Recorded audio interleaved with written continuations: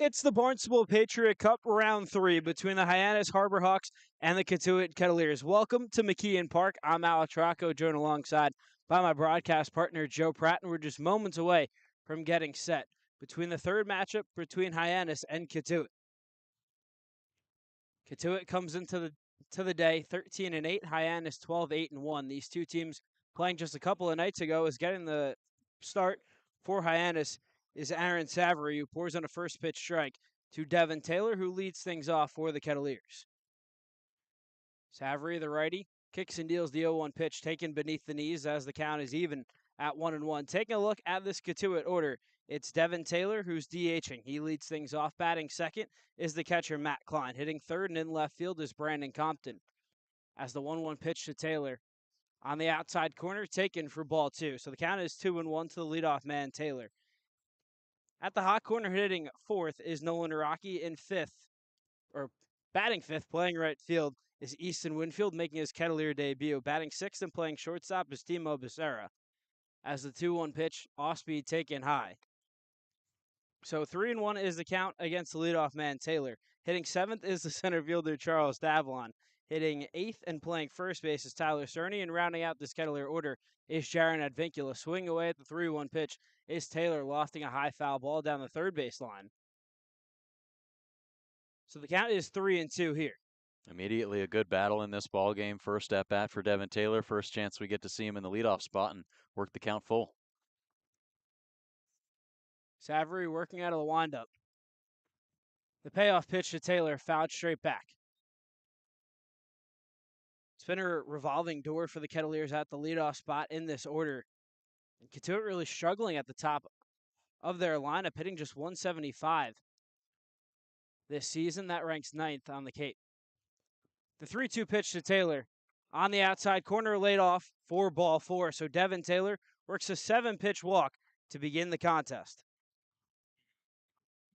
His 6th walk of the summer, and something that he's done incredibly well so far this season, improving upon that .371 on base percentage. And that's exactly what the Kettleers need, to take an early lead. We talked a lot about that yesterday in Wareham, them falling behind early and being able to take control of this game early should set the tone.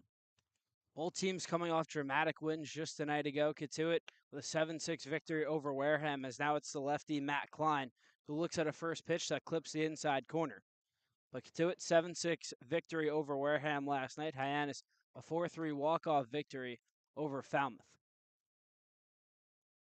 Savory, glove set at his belt, deals the 0-1 pitch. Klein well out in front, as he's now down on the count 0-2. Taking a look at this Harbor Hawk defense, from left field to right field is Josh Tate, Kane Kepley, and Nick Rose. At the hot corner is Anthony Silva. At short, Alex Lodice. At second, Mason White. Getting the start at first base is Michael DeTalo, as the 0-2 pitch, fastball laid off out on the outside corner. Getting the nod behind the dish is Jackson West, and on the mound is Aaron Savory out of Iowa. It's the second start of the summer for Savory. Is a 1-1 record, 2.77 ERA. As pickoff move, Taylor back in standing.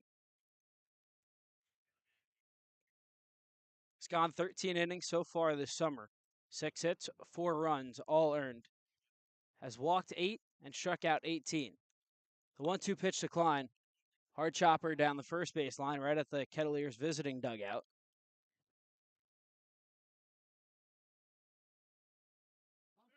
Lights are on here at McKeon Park. Rain pregame. Just a muggy day at the ballpark, Joe. Yeah, definitely. We weren't really sure if we were going to get this game started on time, but now 6:04 local time, and they got it underway. The 1-2 pitch got him swinging. Savory goes with the breaking ball as Matt Klein set down on strikes for the first time today, and Savory picks up the first out here in the top of the first. Well, a great day at the plate yesterday for Matt Klein, going 1 for 4 with his first home run of the season to put the Kettleers on the board early on in that game, knotted up at 2-2, and as you mentioned, a dramatic finish as they're able to score the tying and go-ahead runs in the top of the 9th. Also a dramatic finish the last time these two teams squared off. Cotuit with a 7-4 victory. They scored 5 unanswered as the first pitch to the 3-hitter Brandon Compton taken for strike number 1. That was a fastball sitting at 92 miles an hour. Taylor takes a short lead off first. Savary, glove set at his belt, kicks and deals. The 0-1 pitch well off the plate outside. So the count is even at 1-1 to Brandon Compton, who's hitting .234 this summer, playing in his 21st game. 3 hits, 13 RBIs, had a productive night last night, was 0 for 2, 2 walks, also brought home a run as the curveball catches the inside corner against the lefty as Compton quickly down 1-2. Savary this past year at Iowa made 18 appearances, 2 starts, had a 5-1 record, 4.19 ERA, in 38 2/3 innings pitched. The righty deals high and outside, count even at 2-2. Nice stop by the catcher Jackson West, who had to lunge all the way in the opposite batter's box.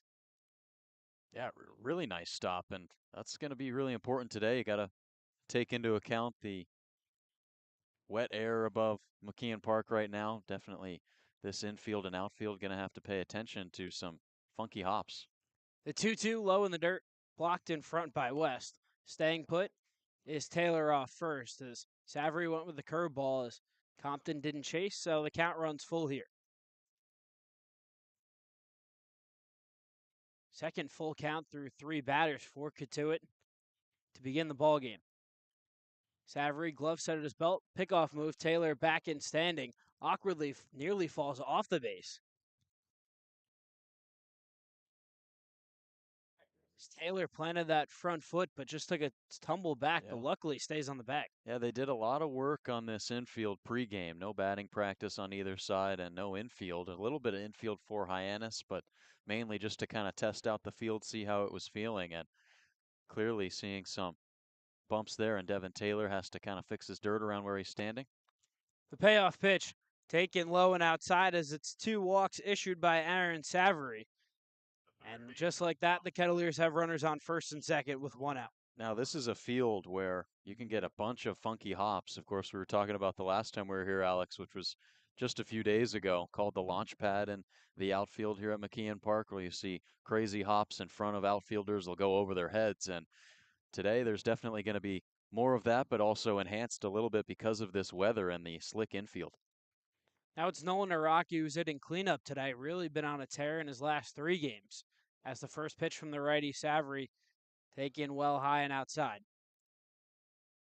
Araki's average was in the low 200s, but now, after 3 productive days at the plate, has it all the way up to 288.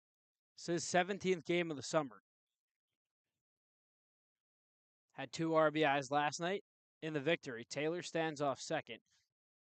Savary attempts a pickoff move, but the second baseman, Mason White, not really holding on Taylor.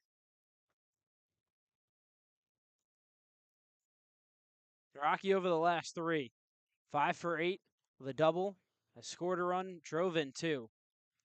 So really has been productive and comes up in a big spot here early with 2 runners on and just 1 out. Savary, the righty, takes a look back at Taylor. Taken inside, so the count is 2-0 against the Kettleer third baseman.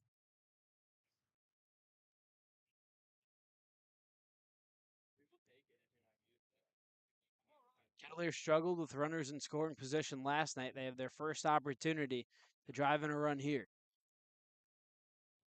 The 2-0 pitch looked at for strike number 1 as Savary gets his 10th strike on his 21st pitch of the first inning.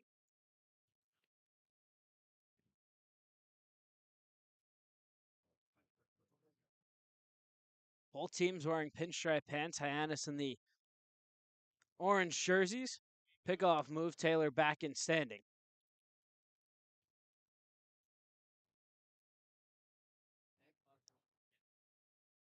Cotuit, the road maroon jerseys.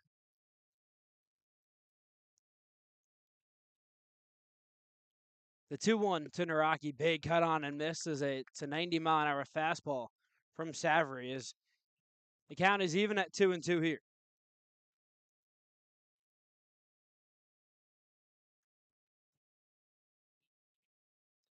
Savary, a 3-pitch mix, or 4-pitch mix, excuse me, a fastball, a curveball, slider, and changeup as he steps off the mound.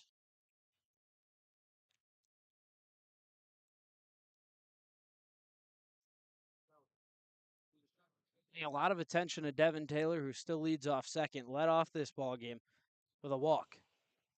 Glove set at the belt, long look back at Taylor, who takes a modest lead off second. Now comes home with the 2-2 pitch. Got him fishing on a curveball on the outside corner.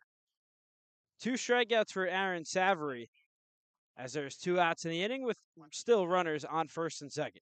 Yeah, great pitch there from Savary. The breaking ball low and outside to Naraki catches him to chase. And now we get our first looks on Easton Winfield making the transfer from Louisiana Monroe to Texas this upcoming season and playing his first game for the Kettleers today. So Winfield digging in, the lefty looks at a first pitch from Savary low, just around the knees for ball 1. Had a lot of success this past year at Louisiana Monroe. Hit .332 in 54 games. Drove in 40 runs, also blasted 10 homers. And comes up in a big spot here in his Kettleer season debut. Takes a big cut on and missed on the 89-mile-an-hour fastball from Savary. Count is even at 1-1. Couple of big Texas sluggers in this Cotuit order. Max Ballou getting the day off today as the 1-1 pitch well low and outside as Winfield now finds himself up in the count 2-1.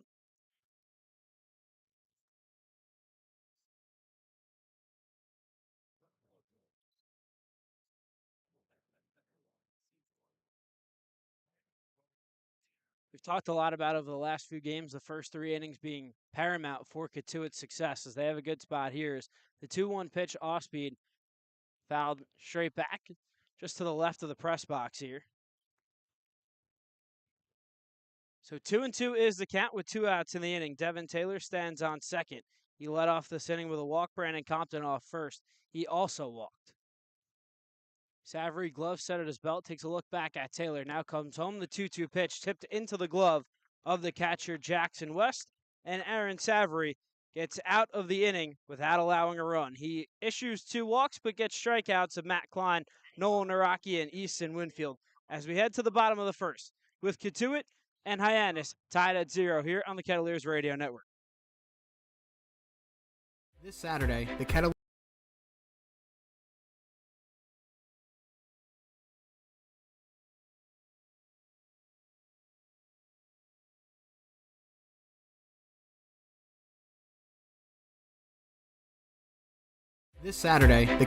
are reuniting the 1995 champions by welcoming the championship-winning team back to Lowell Park.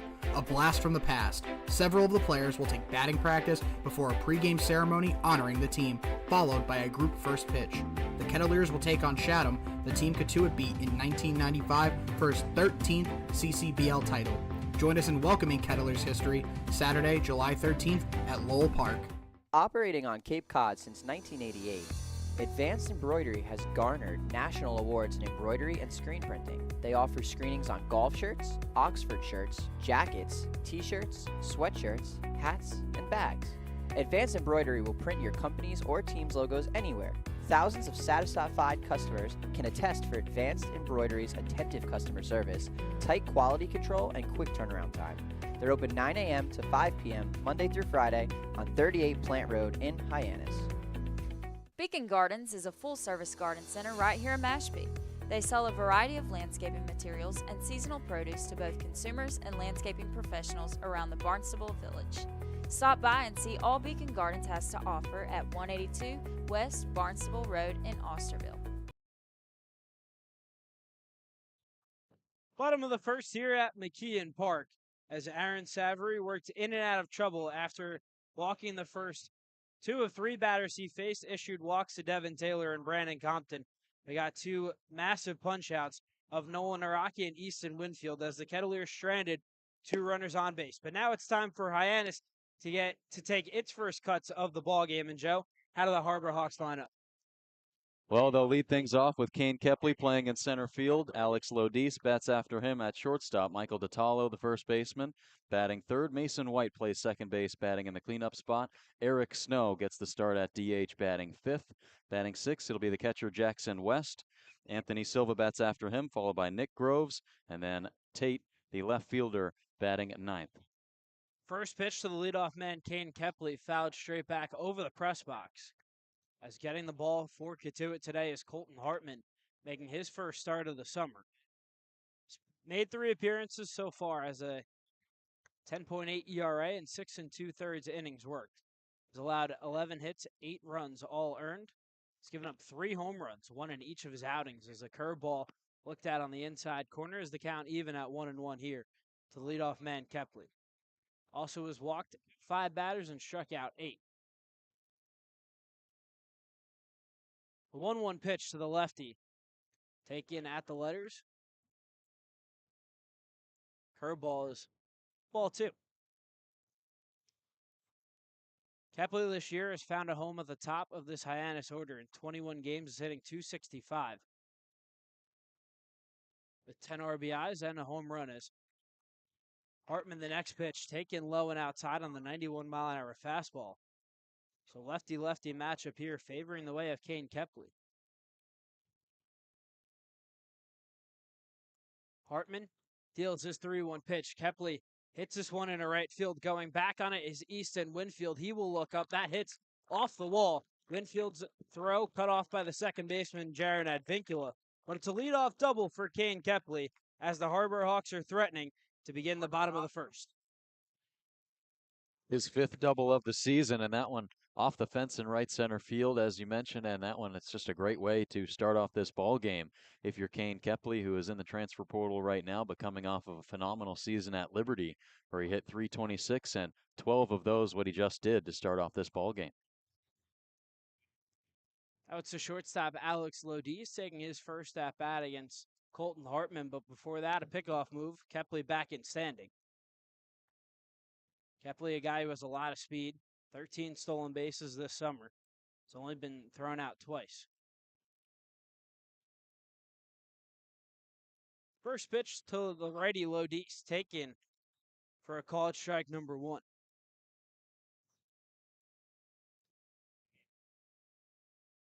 Lodiz hit 4th the last time these two teams played back on this past Sunday. It's rain beginning to fall here at McKeon Park. Hartman, his 0-1. Towering pop-up just on the edge of the outfield grass. Coming on is the center fielder, Charles Davalon, who makes the grab for the first out. And rain starting to fall down at McKeon Park. Get an umbrella for the broadcast booth, thanks to Jimmy Chantulis. Jimmy Middleton, too, assisting. We got 2 umbrellas right now at the booth. Alex, you really need it more than the 2 of us. I'm just trying to protect my computer here, but the book is soaked. It's a rainy start to round 3 between Cotuit and Hyannis, but now it's Michael DiTallo. Curveball taken on the inside part of the plate for ball 1, and fitting it's raining today, the makeup game of what was supposed to be the second contest between these two squads. Supposed to be played back on June 30th, but that game was rained out here, and rain seems to have subsided for a moment as DiTallo runs back into the Hyannis dugout.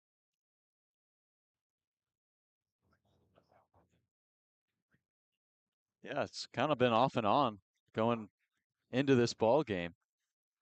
But that was the hardest, clearly, it's been since in about maybe an hour, hour and a half. We were here about an hour before the game. Not sure if they were going to start it on time, but there wasn't really a thought that this game would get canceled. So it's something that we'll definitely have to pay attention to as this game goes on.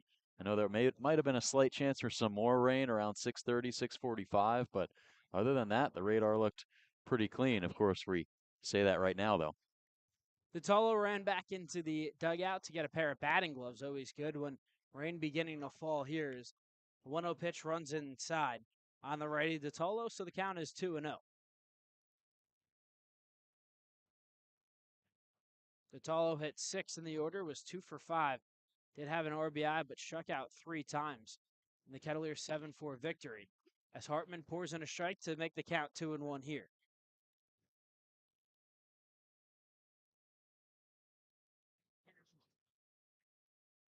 Hartman, the lefty, played this past season at Louisville. Had a 1-2 record with a 5.7 ERA in 13 appearances, also made 8 starts. As a 2-1 to the righty DiTallo, a high foul ball that just gets out down the first base line. And we'll take a look at how the Kettleers line up defensively. In left field is Brandon Compton. Center field is Charles Davlon. And right field, Easton Winfield. From third to first is Nolan Araki, Timo Becerra, Jaron Advincula, and Tyler Cerny. Getting the start behind the dish is Matt Klein.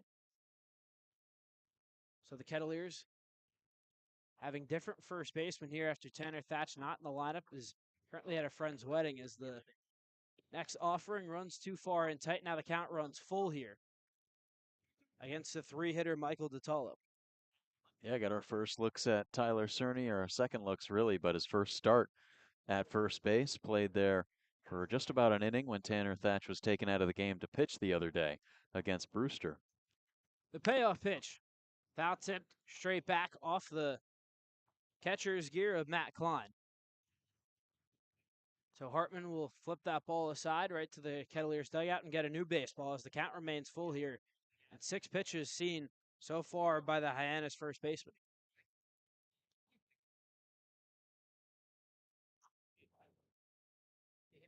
Hartman, the lefty, glove set at his belt, takes a look back at Kepley.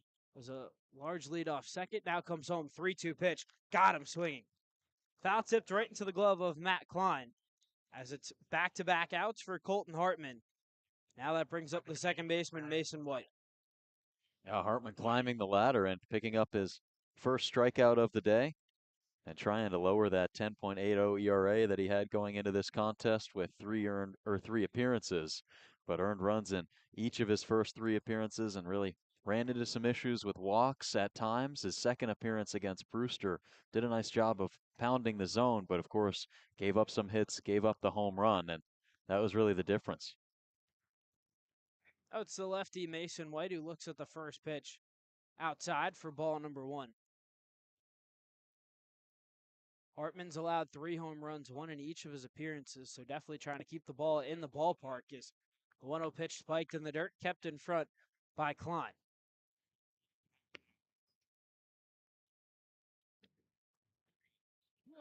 And Klein back behind the dish.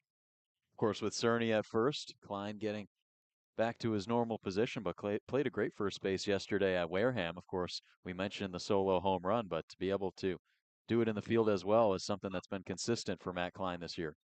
Foul tipped right off the mask of, I believe that was Matt Klein. Yeah. But he was tested early on in that game, Joe. Ground ball that right from the leadoff man, Sam White, that Klein fielded cleanly.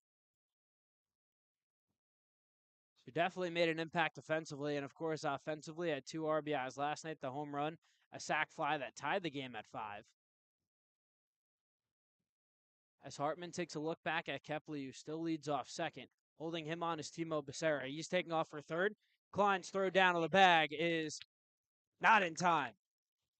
Kane Kepley swipes third. That's his 14th stolen base of the summer. Now Hyannis has a runner just 90 feet away.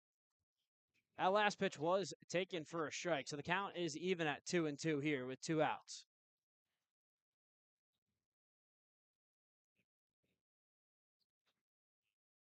Mason White hitting just 167 so far this summer as the 2-2 pitch outside gets away from the catcher Klein, but staying put at third base is Kepley. That ball just went right down the third base line, so no sense of Kepley trying to test his luck. Yeah, already 1 aggressive stolen base, and now with the full count, Matt Klein going to have to do everything he can to keep these pitches in front. Of course, we mentioned the slickness of the baseball, slippery field, and we'll see if that plays a factor, and now it's amplified with that runner just 90 feet away. The payoff pitch on the way. Fouled straight back over the press box. While White has struggled this year, only has 7 hits and 42 at-bats. 5 of the 7 hits have gone for extra bases as a pair of doubles, pair of home runs, and a triple. Slugging at a 405 clip, despite the batting average sitting at 167. Payoff pitch again from Hartman. Just too far outside as Mason White works a 2-out walk, and now the Harbor Hawks have runners on the corners. Yeah, Hartman just yanks that one towards the third base line away from the left-handed swinging DeTalo, who was the hero in last night's game. Hyannis getting that 4-3 walk-off victory over the Harbor Hawks. It was a sacrifice fly and really an offensive game for them where they really struggled throughout, but kind of found a way to get the offense going late in the game and get some base runners and capitalize on that. Kind of similarly to what the Kettleers did the last time we were here and to what they did last night against Wareham. Clearly just not the better team in that game really, and they were able to squeeze away with it. That's what good teams tend to do, is find ways to win ball games that they're really trailing and don't play their best, but end up coming away with the victory. As after a pickoff move to first on Mason White, the first pitch to the designated hitter, Eric Snow, is waved on and missed. So the count is 0-1. But to do it against a team in Wareham, the best team in the CCBL, I mean, that's got to feel really great for Coach Mike Roberts to defeat them in small ball form. The 0-1 taken beneath the knees. Count even at 1-1. Definitely has to feel good. I mean, that was a back and forth game, and even when the Kettleers put up 3 runs in the 8th inning and had a 7-5 lead, things still got dicey as Wareham had a runner just 90 feet away from tying up this ball game in the 9th. So 1-1 pitch once again down low in the dirt. Count is 2-1. Yeah, it was a game where the gateman really forced a lot of mistakes on the field for the Kettleers, but when it mattered most, Ketts did it right back to him and brought home 2 runs, one on the fake steal and then a wild pitch. The 2-1, 91-mile-an-hour fastball misses above the letters as Hartman has fallen behind Eric Snow here. Snow didn't play in the last matchup between these two teams. Has played in 16 of the 21 games so far this summer and is hitting .340 with 12 RBIs. Runners on the corners, 2 outs. The 3-1 pitch to Snow. Taken high and outside for a strike 2. Snow thought that was ball 4, pitched the bat back. Yeah. Right to the Hyannis dugout on the third base side. See one of the bat girls for Hyannis. She thought that was ball 4 too. She's decided to take the bat back to the on deck circle. He said, "Give that back. I still gotta face this 3-2 pitch." So the payoff pitch coming. Runs too far inside as it's back-to-back walks by Colton Hartman. And the Harbor Hawks are threatening here with 2 outs. They now have the bases loaded. Well, it gets down to first base eventually, and that one up and inside to him. Just another miss on the pull side for Colton Hartman, the third base side. And Mike Roberts talked a bit at the beginning of the season about Cameron Hill, Jacob Schaefer, both of those guys pulling off to the dugout that, or like I guess their glove side dugout, meaning they're pulling away and not finishing forward to home plate. And there's potential that that's what Hartman is doing right now. Lefty-lefty matchup here as the catcher Jackson West looks at a pitch just beneath his knees. The count is 1-0 here, and Hartman so far 28 pitches through 5 batters. 15 balls, 13 strikes. Looking for a way to get out of this bases loaded jam here as the 1-0 pitch. West thought about swinging, but takes it. Count is even at 1-1 as he shakes his head, disagreed with the call from the home plate umpire Jeffrey Kinney.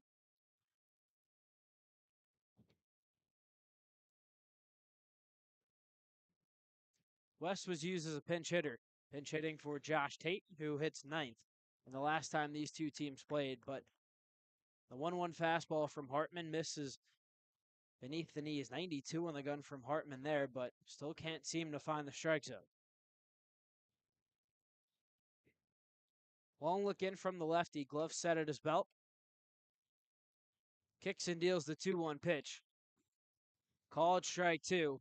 West throws up his hand in disbelief, but the count is even here. Kepley leads off third, White off second, Snow off first. 0-0 still your score here in the bottom of the first. 2 outs in this inning, and Colton Hartman just 1 strike away from working out of the bases loaded jam. The 2-2 pitch, off-speed pitch. West does not go around as that was in the dirt, so the count runs full here. Hartman just struggling to find that second and third strike in the count, falling behind early and having to continue to battle his way back in. And another great battle worked by Jackson West at the plate, and no room for error here. 4 consecutive full count pitches as all the runners take off. West fouls that straight back.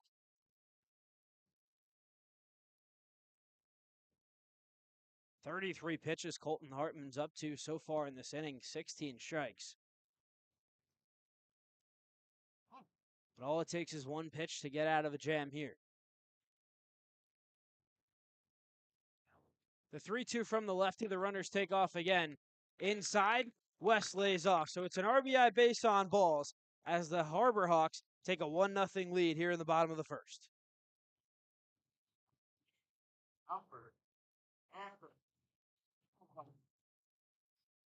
Yeah, now the job here is just to try to get out of this inning. Don't want them to get too many looks on Hartman in this first frame. Kettleers with nobody warming up in the bullpen down the first base line, but it looks like somebody, a right-hander, will begin to stretch. Anthony Silva hits a towering drive into right field. Tracking it is Easton Winfield. He will look up, but he runs out of room. Anthony Silva leaves the yard, and Colton Hartman makes one mistake, and Silva deposits it over the right field wall for a grand slam as Hyannis leads 5-0 here in the bottom of the first. Well, it's the first homer of the season for Anthony Silva, and boy, what a way to take control and set the tone in Game 3 of this season series.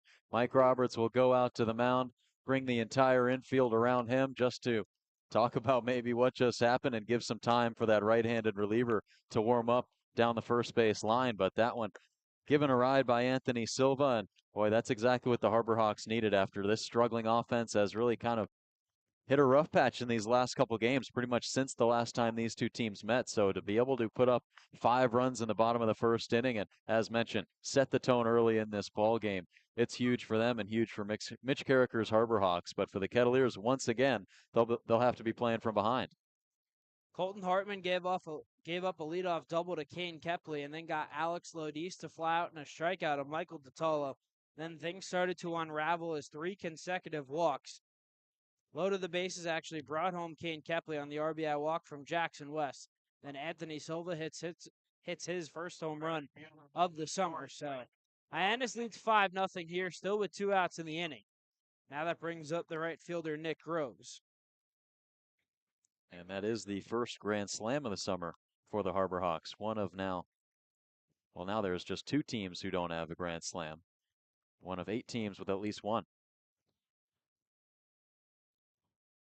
The first pitch to the right fielder, Nick Groves, goes beneath the knees.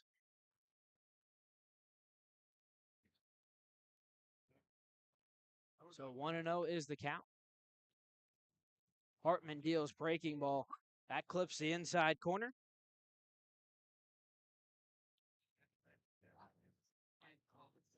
That was really a couple of nice long at-bats from Hyannis.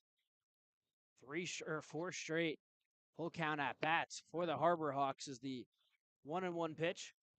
Checks his swing is Groves. Now the count goes to 1-2. Hartman, 38 pitches, 19 strikes. Looking to get out of this top of the first. As the 1-2 pitch hit hard, that'll get through on the left side of the infield, splitting Naraki and Becerra. As it's another 2-out base knock for Nick Groves. As Hyannis has a runner on first here. Good 2-strike hitting there from Nick Groves, and you mentioned Hartman falling behind early on in these counts. That really just forcing him to have to throw dangerous pitches in the heart of the zone to try to get over the top and work his way back into these counts. And that's a big reason as to why you see a base hit there, but also the grand slam and the double to lead off this game. Now it's the 9th man to come to bat here in the inning. It's Josh Tate. Tate playing in his 6th game so far this summer. 5 for 15 early on, but before the first pitch to him, pickoff move, and Groves is back in standing. Tate this past year at Georgia Southern hit .369 while starting in all 59 games. He's named to the All-Sun Belt 2nd team as a utility player. First pitch to him runs high and in tight, backs up the righty. Very disciplined hitter at the plate. Drew 39 walks, was hit by 9 pitchers, and struck out just 32 times in 59 games. Hartman glove set at the belt. Deals the 1-0 that's looked at for a called strike number 1. And Joe, that's just a big strike for Colton Hartman to get. Yeah, it is. Even up the count at 1-1, this pitch becomes all the more important trying to get the ninth batter he's faced in this inning. Crows a short lead off first. Hartman comes home with the 1-1. Crows running to second. Klein's throw down that gets away from Jaron Advincula, goes into center field. Charles Davlon backing him up, but advancing to third base is Nick Rhodes as the throw from Matt Klein just went wide of Jaron Advincula. So just like that, another pitch, and Hyannis has a runner on third. Yeah, well, there's some hesitation there for Matt Klein behind home plate, and I think likely because Jaron Advincula wasn't covering the bag in time, and so he has to try to scoop that ball from Klein on the run, and it kicks just over his glove. We mentioned the funky hops that you get at McKeon Park. We see one right there, and it puts a runner on third once more. The 2-1 to Tate popped up high on the infield. Getting underneath it is the first baseman, Tyler Cerny. The wind took it for a moment, but Cerny tracks it the entire way and gloves it down for the third and final out. What was a long and explosive inning for Hyannis. They send up all 9 batters to bat in this inning, and they put across 5 runs, 4 coming on the grand slam by Anthony Silva. We head to the top of the second with the Harbor Hawks leading the Kettleers 5-0 here on the Kettleers Radio Network.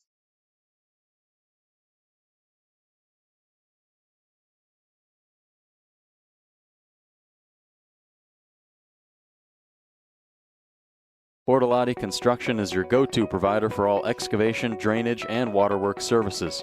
On top of that, they offer landscape filling materials such as sand, native stone, gravel, shells, and more. Serving Cape Cod and the islands for 30 years, Bortolotti Construction is committed to serving its community. Visit at 45 Industry Road in Marston's Mills or call 508-771-9399.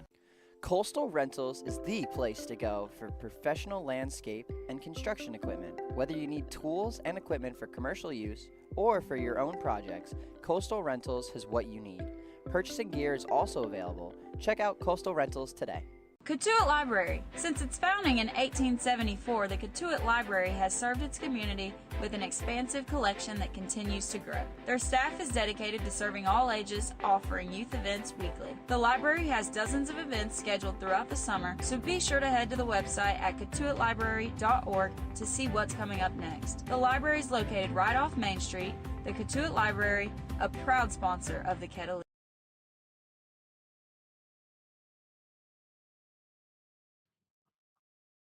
Hyannis has jumped out to a hot start here, and after the first inning, they have a commanding 5-0 lead.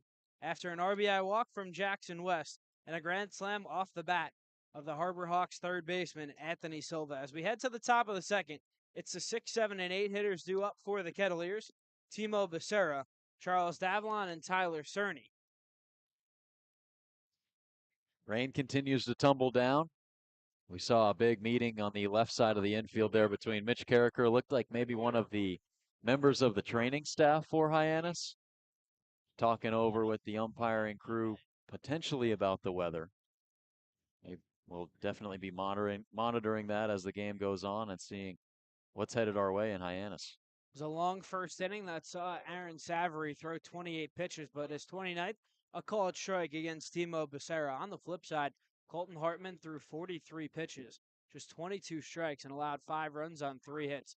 Also an error as Becerra, the 0-1 pitch fouled straight back over our heads. So he's quickly down 0-2 here.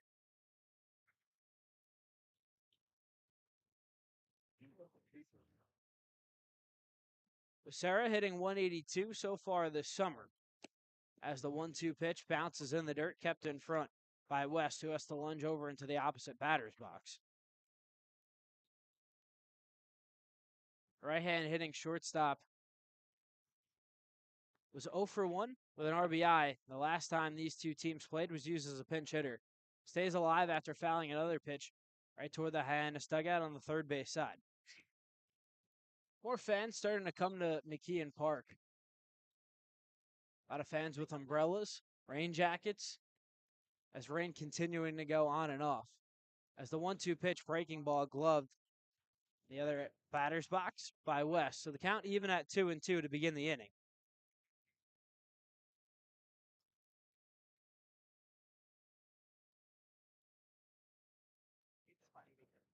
Becerra did not play last night as he rockets this one through the legs of the starting pitcher, Aaron Savary. That gets through into center field. So the Kettleers have their first hit of the ball game. It comes off the bat of Timo Becerra as he leads things off here in the top of the second. Back-to-back leadoff base runners for the Kettleers were unable to bring home the first one around in the last inning. They put 2 runners on base, and that's kind of similar to what we saw in the start to last night's game, Alex, where they put runners in scoring position and were 0 for 4 with runners in scoring position through the first 2 innings of that game, leaving a lot of runs out there. And they'll take anything they can get here, now down 5. Now it's the lefty center fielder, Charles Davallon, who the first pitch from Savary well off the plate outside. Davallon playing in game number 11 this summer. Really seen the power come off of his bat. Out of his 6 hits in 28 at-bats, 3 have gone for extra bases as he hits this one hard right on the ground to the second baseman, White. He flips to short for 1, the relay throw in time. So it's a 4-6-3, 2-out double play here, and just like that, they get a leadoff hit in Timo Becerra, and both him and Davallon are wiped off the base paths. Yeah, well, this is a Hyannis team that is really good at not allowing too many unearned runs. They play a very solid defense, and just 11 unearned runs on the season. You saw more of it why right there. Strong middle infield with White and Lodis to go along with Silva at third, who is a everyday middle infielder for TCU. Now it's Tyler Cerny, the first pitch from Savary, taken for ball number 1, just 70 miles an hour on the radar gun. Saw a really nice turn between White and Lodis to double up Davallon as a high chopper down the third base line off the bat of Cerny. Goes foul right toward Mike Roberts, who makes a couple of steps out of his coaching box. Makes the underhand flip toward the Harbor Hawks dugout. So the count even at 1-1. Jaron Advincula stands in the on-deck circle as the 1-1 pitch off speed taken low and outside. So Cerny up in the count, 2-1 here. Cerny hitting .206 through 18 games. 2 RBIs as he looks at a fastball right down the heart of the plate. Count even at 2-2.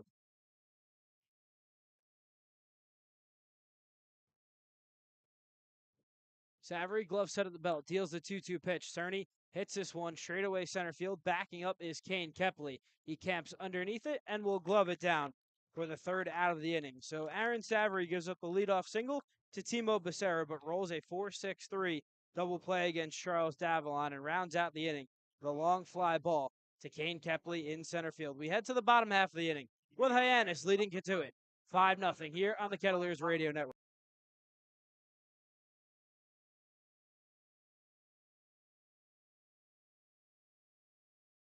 Cape Cod Coffee is a proud sponsor of the Cotuit Kettleers. They offer breakfast and lunch, as well as indoor and outdoor dining. Check out Cape Cod Coffee at one of their 3 locations, on Route 130, at Mashpee Commons, and at Wareham Commons, or on their website at capecodcoffee.com. When the unexpected happens, make sure you and your assets are insured appropriately. The agents at Leonard Insurance Agency can tailor coverage to meet your needs. Call 508-428-6921 to talk to their licensed agents today. For nearly 2 decades, Coastal Irrigation has proudly provided top-notch irrigation and landscape lighting services across Cape Cod. Starting with just a handful of customers in Cotuit, they now serve nearly all of the Cape. Upgrade your lawn care with their modern irrigation systems. No more dragging around hoses or worrying about watering while you're away. Their systems ensure your grass stays healthy and green effortlessly. Transform your home with Coastal Irrigation's landscape lighting services. Enhance your outdoor gatherings, improve safety, and boost curb appeal with their affordable, low-voltage lighting solutions. Illuminate your walkways and highlight architectural details to make your home shine. Contact Coastal Irrigation at 508-428-1529 or info@coastalirrigation.net.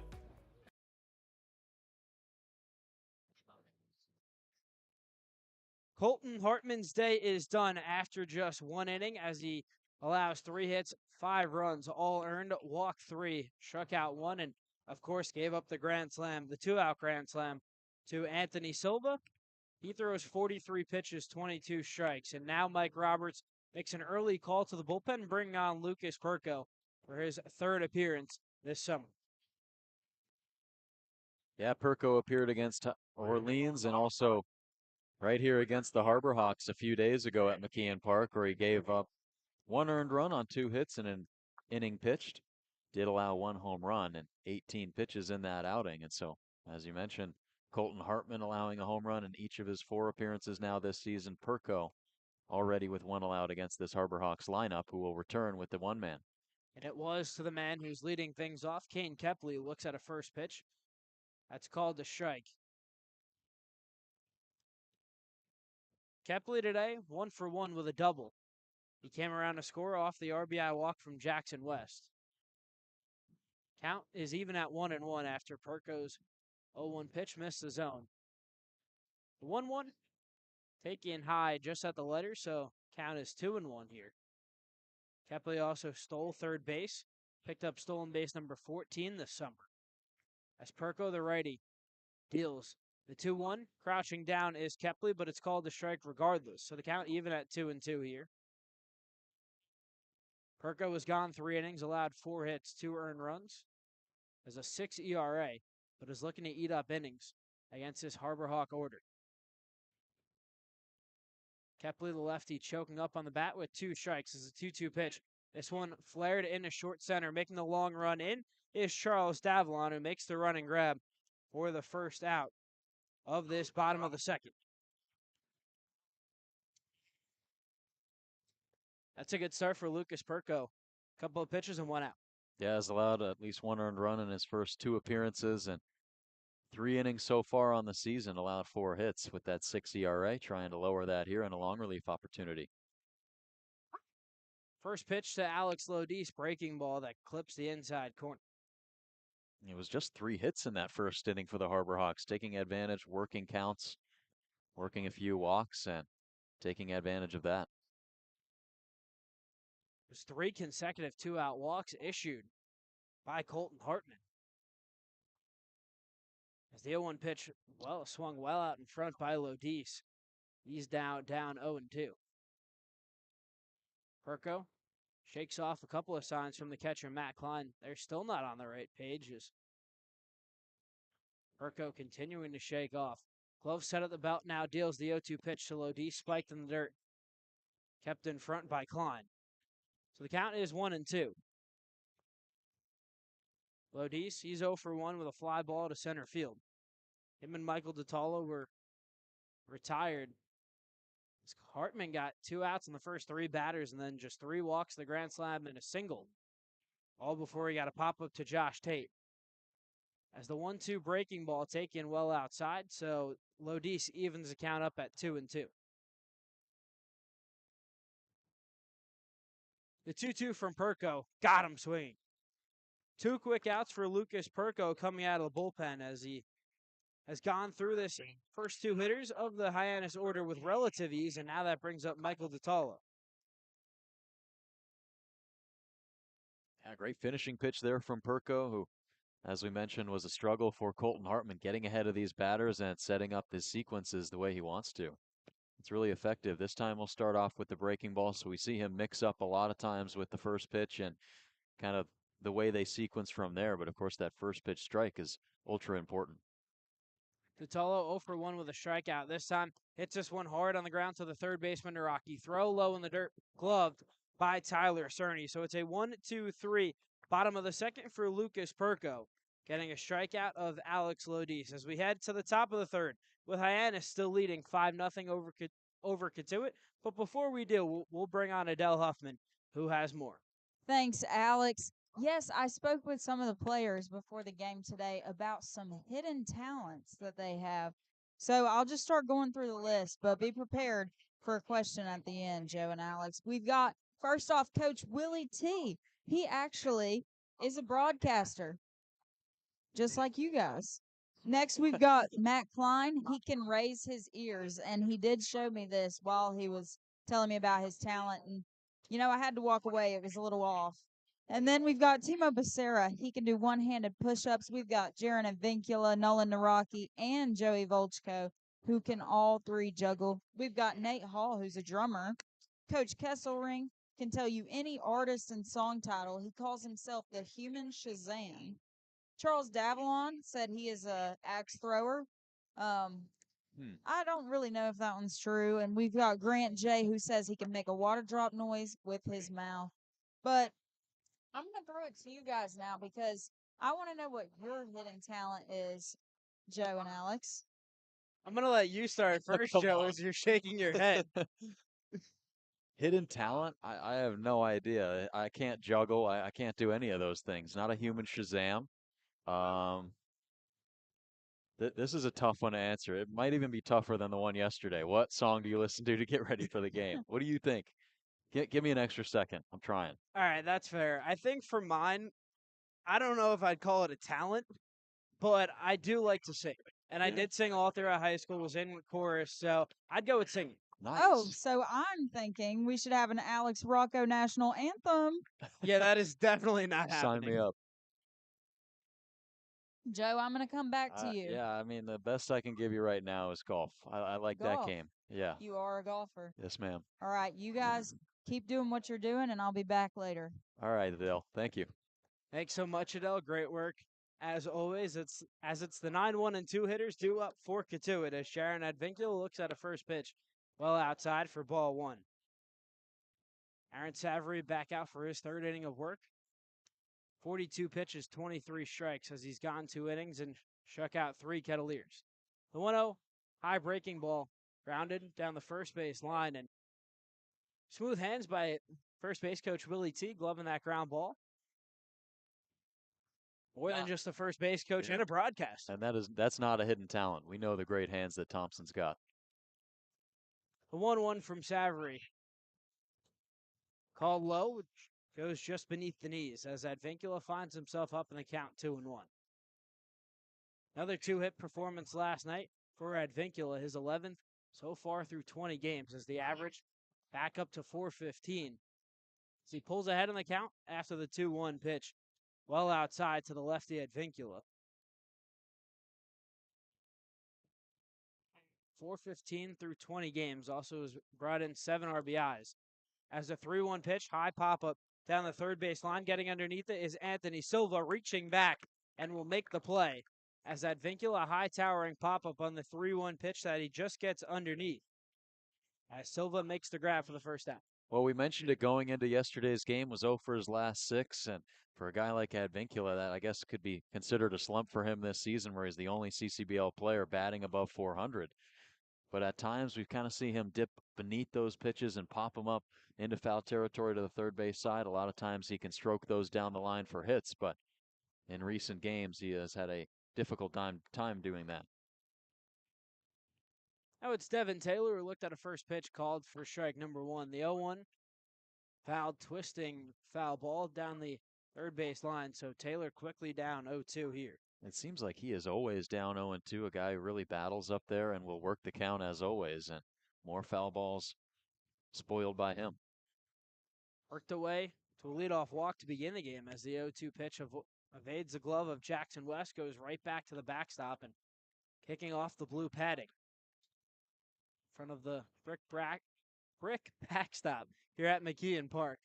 The 1-2, once again, gloved high and outside, so Taylor works back in the count, even at 2-2 here. And he is just a guy who will stand up there and foul off pitch after pitch. That's why it's so difficult to get that third pitch strike. The 2-2, spiked in the dirt, kicks away from the catcher West, who grimaces in pain for a moment. Looked like that hit off his foot there. Yeah, now he's grabbing onto, it looks like he's walking it off. Thought he might have been grabbing onto his left wrist, but looks like he's going to be all right. Just a stinger. Devin Taylor asked him if he's doing okay. Battle of 2 Big Ten foes here is Savory from Iowa, Taylor from Indiana. The payoff pitch here. High looping breaking ball that Taylor takes high and outside for ball 4. So it's back-to-back walks for Devin Taylor as he reaches for a second time, and now that brings up Matt Klein. Yeah, well, he falls behind a lot, but he works his way back into counts even better, and more of that from Devin Taylor. It's exactly what you want from your leadoff man. Kettleers electing to mix it up with a bunch of different leadoff men. We saw Max Ballou in yesterday's game. He's not in the lineup today. Grant J got looks as the leadoff man, as well as Nolan Naraki, but Devin Taylor seems like he could be a perfect candidate for that spot. Matt Klein, a hard ground ball right to the shortstop Lodis. Can't field cleanly, but goes to first just to get Matt Klein for one out. So advancing to second is Devin Taylor, but there's two gone here in the top of the third. Yeah, it could be the slippery baseball or just a mishap on the transfer, but Lodis is able to calmly relocate it into his glove once more and deliver a good throw. It's nice for him to not have to rush that play and not have to think about it too much. And just a veteran move, and we've seen a lot of that by this Hyannis infield this season. And Joe, outfield. good points that you Yeah. bring up there. Now it's Brandon Compton. Compton digging in for his second at bat. Walked in his first plate appearance, so still 0 for 0 on the day. Savory starts him out with a pitch that's the right-hand hitter's batter's box, the lefty Compton. But going back to the Kettleers' struggles with leadoff hitters, they've had a variety of different guys at the top of the order. Guys from Jaron Advincula, Nolan Naraki, of course Grant J, but still haven't found that consistent leadoff hitter. And as a team, struggling in the leadoff spot, hitting just 175. Yeah, just struggling to set the tone in these innings, and it's another 2-out or 1-out base runner, so not that much time to try to mount some offense like we saw in last night's game. The 2-0 to Compton on the outside part of the plate, but that's taken for ball 3. So Savory falls behind Compton here as the count is 3-0. Rocky has taken the most at-bats as the leadoff man. He stands in the on-deck circle hitting fourth today. He's 6 for 28, 214 batting average. As the 3-0 pitch right down Main Street, that's called the strike number 1. But Naraki with 28 at-bats as a leadoff hitter. Max Ballou, 14. Grant J, 9. Charles Davalon hitting in the leadoff spot. For a rotating cast of characters. As the 3-1 pitch taken for ball 4.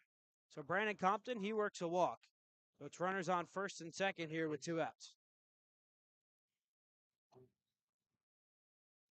Compton entering this game, leading the team with 10 walks, has already accepted 2 free passes today, so 12 on the summer. And it's a good strategy putting 2 of your top on base guys at the leadoff spot, or 1 in the leadoff spot, 1 in the 3-hole, but to continue to extend this inning. And so now with Jackson West talking things over with Savory on the mound, having to extend this inning is having to pay more attention to the runners on base and work his way out of it. But to put the leadoff man on is always ultra important because you force that pitcher to pay attention to the runners on base throughout the entire inning. And still having to work through this final out against the red-hot Nolan Naraki. Rain starting to pick up once again here at McKeon Park as it's runners on first and second. Taylor leads off second. Savory, a long look back now, comes home. First pitch to Naraki, a called strike 1. Naraki, he's 0 for 1 today. Struck out swinging with runners on first and second with just 1 out. Back in the top of the first. Savory, the 0-1. Once again, located on the outside corner. So the Kettleers third baseman quickly down 0-2. And Joe, you mentioned he's red hot, 5 for 8 in his last 3 games. Tallied a double last night.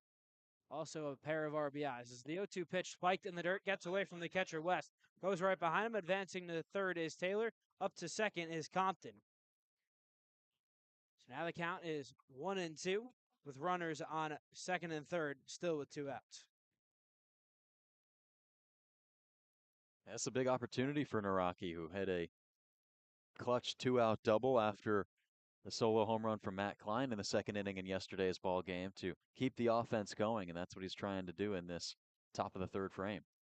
Savory, the righty glove set at the belt, comes home with the 1-2 pitch. Got him swinging on a breaking ball outside of the zone.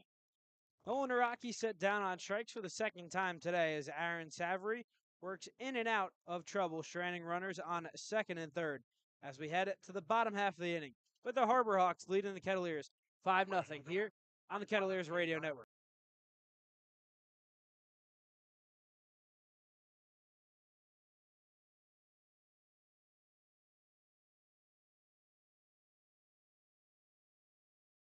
The Cape Cod League All-Star Game is just a few weeks away. Cheer on your favorite Kettleers as they square off with some of the best players on the Cape. This year's game will be played in Falmouth on July 27th. The gates open up at 1:30 p.m. ahead of the 6 o'clock first pitch. All-Star Game tickets can be found at www.capecodleague.com/allstargame, or you can find out more information about the tickets at the Kettleers store. The Kettleers baseball clinics are well underway in the summer of 2024, offering boys and girls ages 6 through 17 with the opportunity to learn from some of the most experienced coaches and some of the top college baseball players in the country. With no prior baseball experience necessary, the camps teach kids the fundamentals of baseball, as well as good citizenship, sportsmanship, and character. With just a few weeks of camp left, time is running out. So to sign up, head over to info.collegebaseballcamps.com/CK. Again, that's info.collegebaseballcamps.com/CK. We hope to see you there. Be a part of historic Lowell Park and support the Cotuit Kettleers by purchasing a paver engraved with your personal message to be placed in the new Walk of Champions. For more information, visit the Cotuit Kettleers website.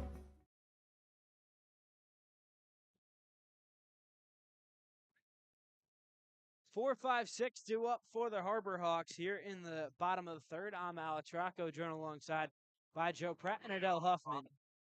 Jimmy Shantulis and Cam Christie on the controls. Now it's Mason White who really kicked off that 2-out rally. He worked a walk, came around to score on the Anthony Silva Grand Slam, but it was 3 consecutive 2-out walks issued by Colton Hartman. And the Grand Slam by Anthony Silva as Hyannis still leads 5-0 through 2.5 here at McKeon Park as Lucas Perko starts out Mason White with a first pitch strike. Perko working quickly here. The 0-1 spiked in the dirt, gets away from Klein, but count even at 1-1. White this past year at Arizona hit .305, 19 home runs, 65 RBIs.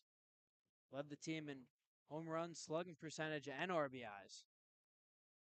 Seen that power translate to the Cape as 5 extra base hits out of 7. As he's up in the count 2-1 here, Perko, the righty, deals breaking ball, spiked in the dirt. So White sits in the driver's seat up 3-1.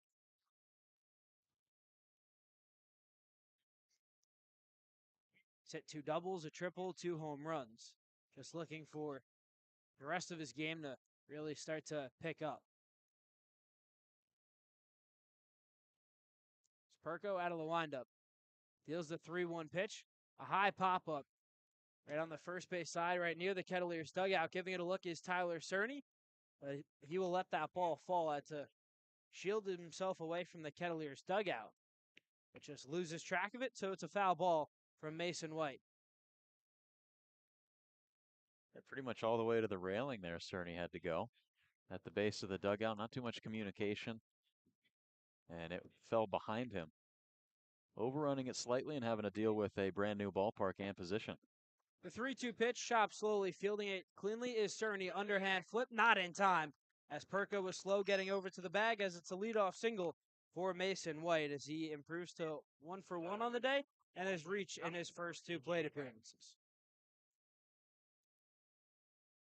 That'll go down as a single for Mason White. Start off this inning with a base runner. Cotuit trying to protect or keep the Harbor Hawks right at 5-0. With the rain continuing to fall down above McKeon Park, and if this offense is able to continue with its strong play, who knows how much baseball we'll get in today. Now it's Eric Snow, the first pitch from Perko, well outside to the righty, who's the designated hitter today for Hyannis. Walked in his first step at, came around to score in that 5-run inning. Checks his whip out to the glove of Klein, so the count even at 1-1.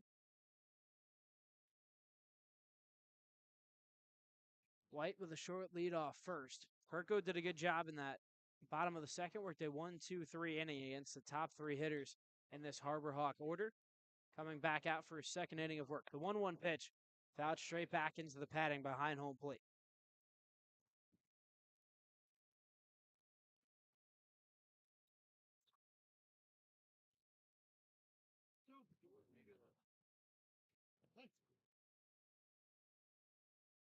Perko this past year at Cal Baptist made 15 appearances.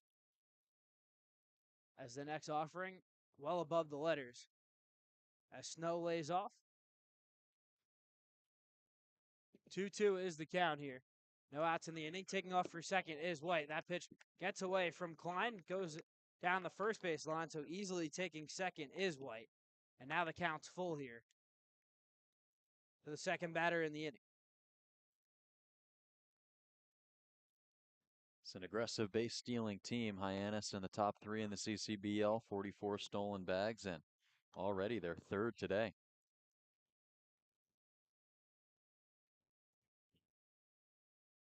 White leads off second. Perko, long look back, now comes home. His 3-2 pitch above the letters, taken for ball 4. So 2 walks for Eric Snow as Hyannis has runners on first and second to begin the inning. Well, this is the part of the lineup that Hartman really struggled with in that first inning.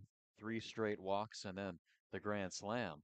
Now it'll be Jackson West who drove in a run on the walk his last time up with the bases juiced, and now Hyannis threatening to do that once more here, load up the bases with nobody out in this bottom of the third.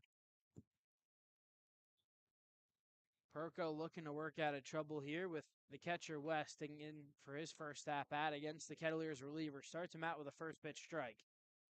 You get ahead 0-1.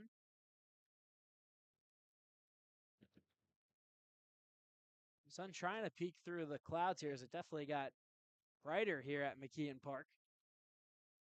It's the 0-1. Taken well high and outside, count even at 1-1.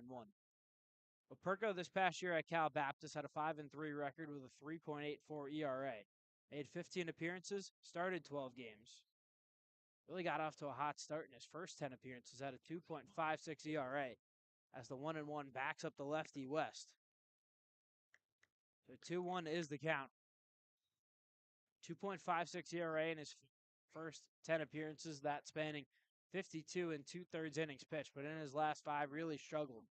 Went just 20 innings and allowed 16 earned runs for a 7.2 ERA. As the 2-1 well outside, and West back up in the driver's seat up 3-1. Perko 27 pitches, 13 strikes, 14 balls. White leads off second, Snow off first. The 3-2 pitch, another high towering pop-up down the first base line, but that'll find the trees.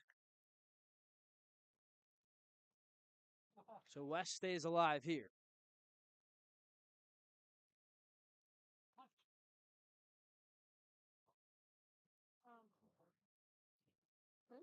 Perko takes a look back at second. The payoff pitch rocketed down the first base line, but foul. West hit that ball well, just yanked it too far down the line. Yeah, got all over that one from Perko. West crushing that ball. Coming off of a season at Florida State, made the switch from Alabama to Florida State and increased his batting average by nearly 100 points. 140 ABs there this past season with 3 bombs, and we saw a little bit of that power on that foul ball. He's worked this count full. Now the 3-2 pitch. Broken ground ball fielded by Tyler Cerny. Thought about going to second, but just takes it to the bag for 1 out. So it's runners on at second and third with 1 out after the 3 unassisted from Jackson West. Yeah, so still a quality at bat for him to advance both runners into scoring position. And now it'll be Anthony Silva once again. So hitting the first grand slam of this season for the Harbor Hawks. So now the only 2 CCBL teams without a grand slam, Chatham and Orleans.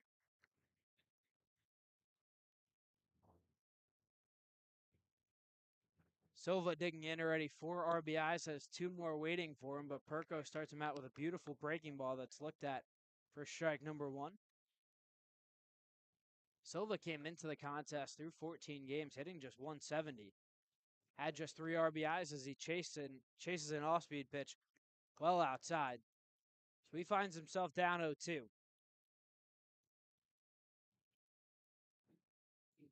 Had 3 RBIs in 14 games, now up to 7 after the grand slam. Perko comes home out of the stretch, low in the dirt, kept in front by Klein. Runners staying put on second and third. It's Mason White who led off this inning with a single. He stands on third, and off second is Eric Snow. Perko looking to work out of trouble after getting the ground ball out of Jackson West. Glove set at the belt now deals. The 1-2 pitch well outside, so Silva evens the count up at 2-2.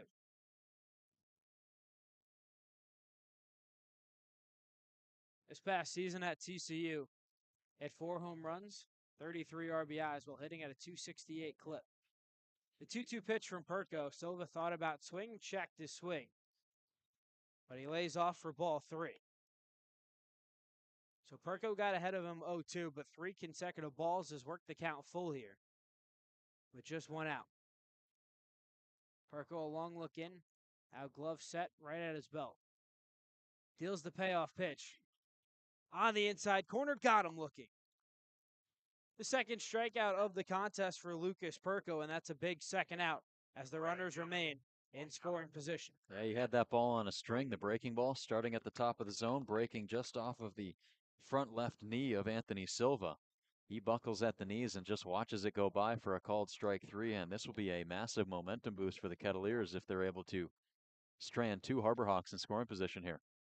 Now it's the right fielder, Nick Groves. He's 1 for 1 with a single. The first pitch, curveball.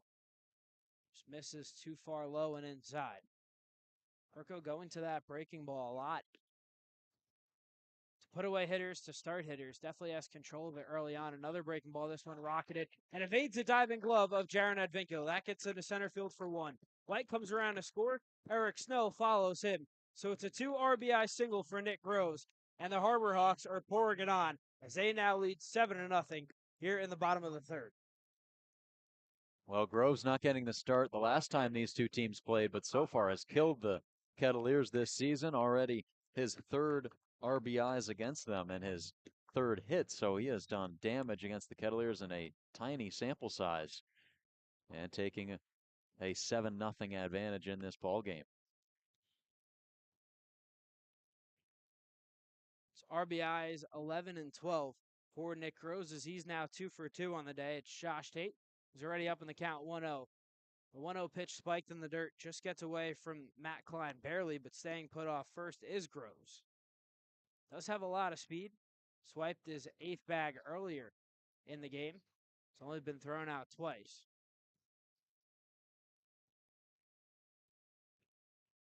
But Perko did a good job working in and out of trouble.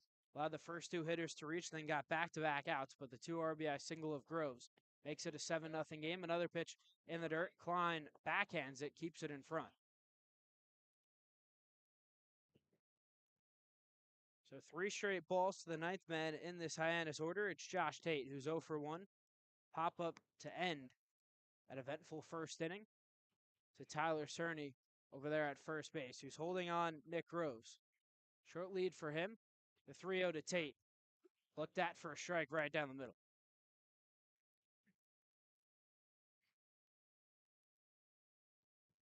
Tate hitting .313 so far through 6 games this summer. As the 3-1 pitch to him, fastball taken well outside and low. So another walk issued by Lucas Perko, his 2nd of the inning, and Hyannis has runners on 1st and 2nd, still with 2 outs. Roberts will exit the Kettleers dugout with 2 outs in this inning with 2 runners on as well. There is a righty warming up in the Kettleers bullpen, but that is already the 5th walk issued on the day by Kettleers pitching, and we're not even through 3 innings yet. So struggling to find the box after that 3-up, 3-down inning is Lucas Perko to start off his day. And it's really been the bottom half of this Hyannis order to get things going, and we'll send it back to the top half. But Josh Tate, a guy who is the leadoff man and led off every game this season in the leadoff spot at Georgia Southern. So him being able to be in the 9 spot for Hyannis and then send it back up to the top for Kane Kepley. We've talked about this so much, Alex, with those double leadoff men. And once again, it's working today and working to their advantage with them up 7-0. We're also seeing the 2-out pitching, or 2-out hitting, for Hyannis. All 7 runs that they've scored have come with 2 outs in the inning. So now the mound visit is over. It's Kane Kepley digging in for his 3rd at-bat so far through 3 innings. He's 1 for 2 with a double and a flyout. Looked at the first pitch from Perko. Down and in tight to the lefty Kepley. Rocky, the 3rd baseman, playing in on the grass. The shortstop Becerra holding on Nick Groves, who leads off 2nd. The 1-0 breaking ball looked at once again beneath the knees, so Perko falls behind Kepley here 2-0.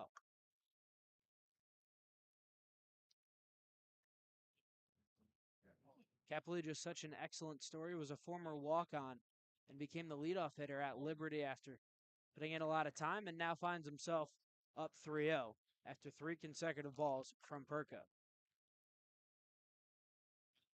Perko, similar to Hartman, really struggling to find the strike zone here. Over 40 pitches. As the next pitch looked at right down the middle, so he pours in a strike, makes the count 3-1.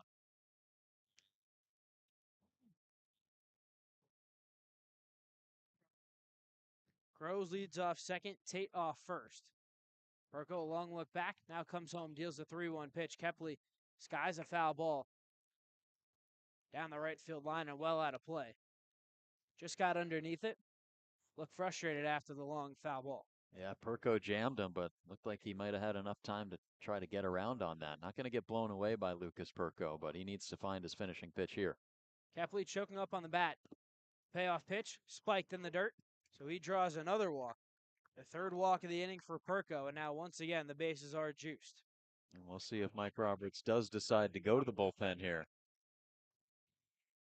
Hyannis with an opportunity to blow this game open more than they already have at 7-0, but to be able to take a double-digit lead potentially in the first 3 innings of a ball game, and they can just rely on solid pitching after that. Now it's Alex Lodis facing Lucas Perko for the second time. Struck out in his first at-bat against him. Also flew out against Colton Hartman. So he's 0 for 2. Perko starts him out with a first pitch breaking ball. That's ball number 1. Now the 1-0 to him, well out in front, pulled the string on him, is Perko. So the count even up at 1-1.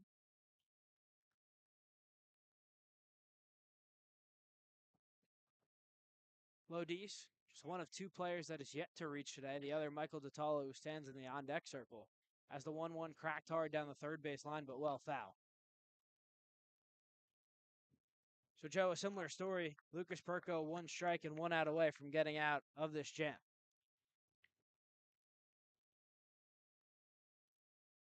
The 1-2 pitch, low and outside, taken by the righty shortstop.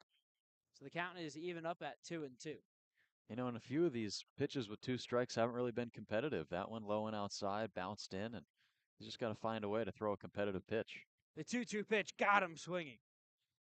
Lucas Perko strikes out Alex Lodis for the second time as he falls back to 0 for 3 so far today, but not before Hyannis scores another 2 runs after the 2 RBI single from Nick Groves. But Lucas Perko strands the bases loaded after the punch-out of Alex Lodis as we head to the top of the 4th with Hyannis leading Cotuit 7-0 here on the Kettleers Radio Network.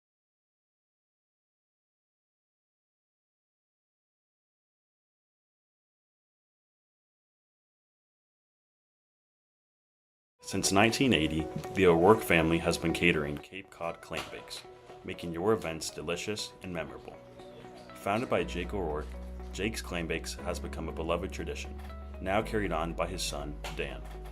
Choose from our menu options, and on the day of your clam bake, their crew will come to your site and steam a fresh, mouth-watering clam bake just for you. It's that easy. Call us at 833-252-6285 or visit our new takeout location at Building 6 on 3821 Route 28 in Marston's Mills. Email us at dan@jakesclambakes.com with your event details, number of guests, date, time, location, and any special requests like a raw bar, homemade desserts, or kids menu. Not catering? Try their takeout menu featuring lobster rolls, smash burgers, salads, sandwiches, and a smoothie bar. Jake's Clam Bakes, making Cape Cod gatherings unforgettable. With 30 plus years of personal injury litigation and insurance negotiation experience, Snow Law Firm is your go-to for wrongful injuries and rightful compensation. Snow Law Firm will secure the maximum amount of compensation available through settlement or trial. Schedule a free case evaluation by calling 508-477-7100.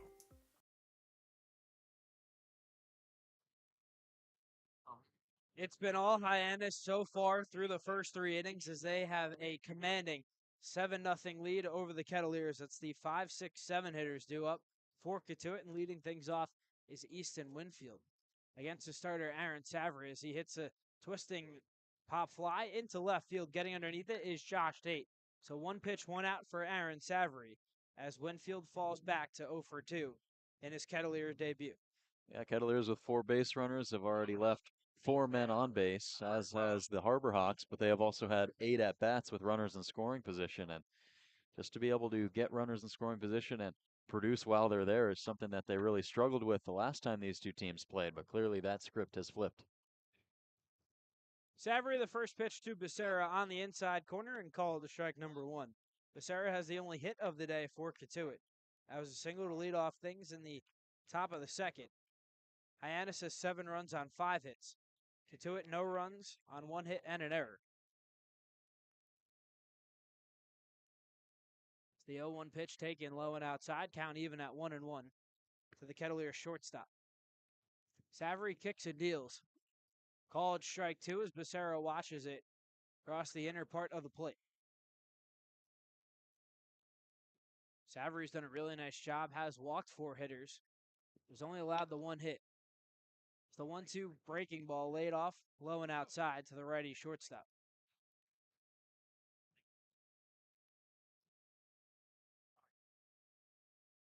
The 2-2.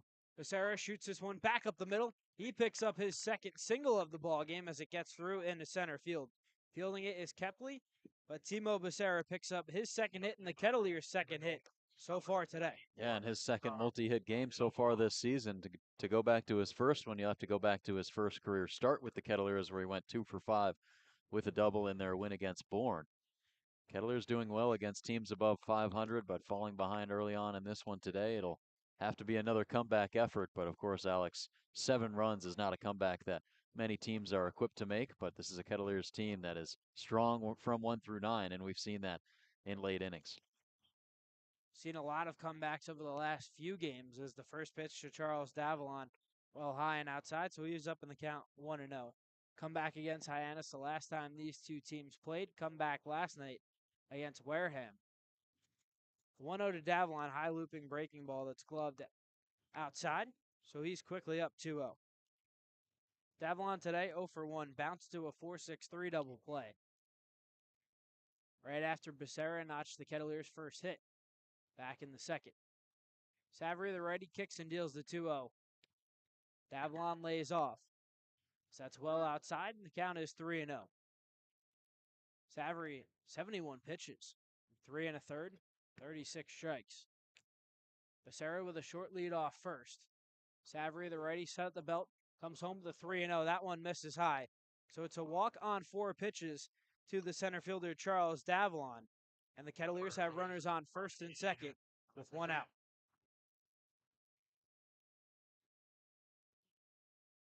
Go, Tyler! And we'll see if Mitch Carricker decides to make his first pitching change of the ballgame. They did have a righty warming up down the left field line throughout this entire inning. And now after the back-to-back base runners, Aaron Savory's day will be done after going 3 1/3.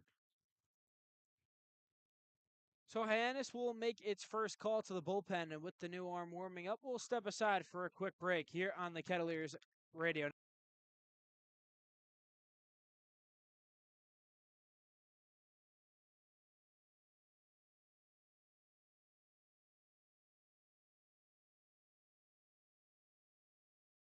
Discover a treasure of nearly 70,000 books at the Isaiah Thomas bookstore right here in Cotuit. Founded in 1969 and relocated to a restored 1860s Crocker family house in 1990, their shop is a haven for book lovers of any age. Visit the Isaiah Thomas bookstore on 4632 Falmouth Road in Cotuit or contact at 508-428-2752. Since 1995, MK Pasic Plumbing and Heating has been your trusted commercial and residential plumbing contractor in Massachusetts. They specialize in new and rehabilitation work, gas and pipe fitting, climate control, heating, HVAC, oil burner work, boiler installation, radiant heat, forced hot water, air conditioning, and duct and sheet metal fabrication services. Founded and owned by Michael Pasic, a team of 9 skilled professionals is dedicated to providing top quality service. MK Basic Plumbing and Heating is registered with the Massachusetts Board of State Examiners of Plumbers and the Department of Public Safety. For all your plumbing and heating needs, contact MK Basic Plumbing and Heating at 508-420-3429 or at 60 Clamshell Point Lane in Cotuit. MK Basic Plumbing and Heating, proud sponsor of the Cotuit Kettleers.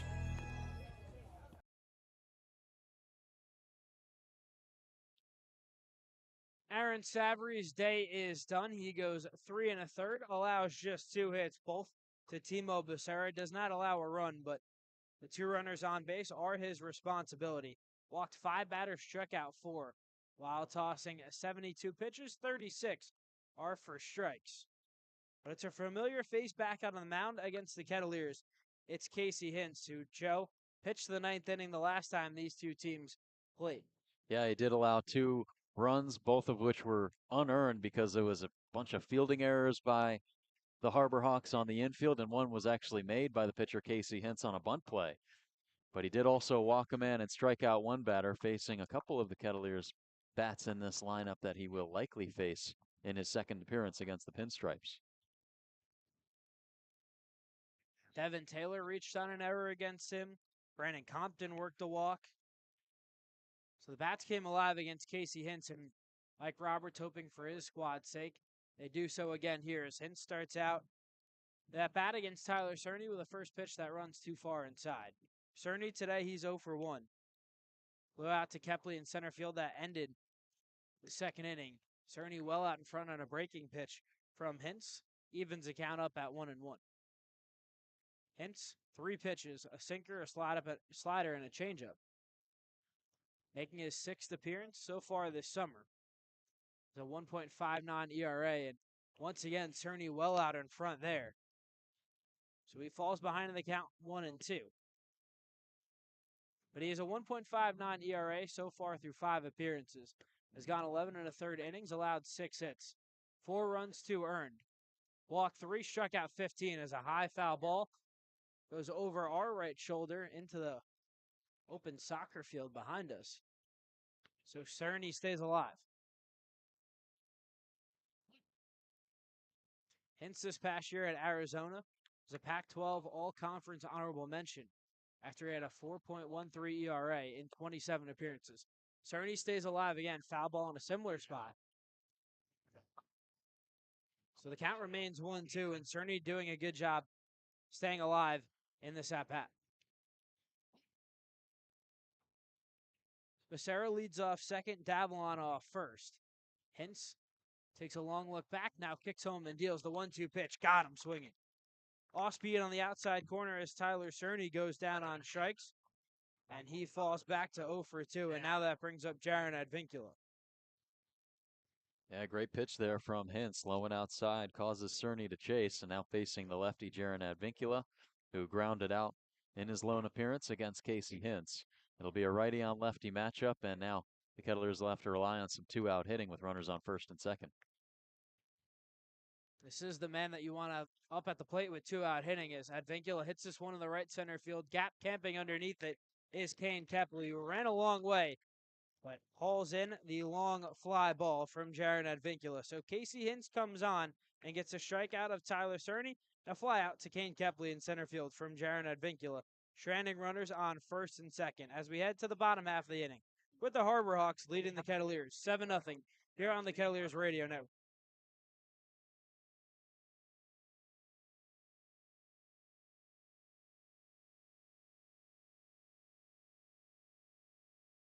Escape the summer heat at Polar Cave Ice Cream Parlor, located on Route 28 in Mashpee, right at the Barnstable town line.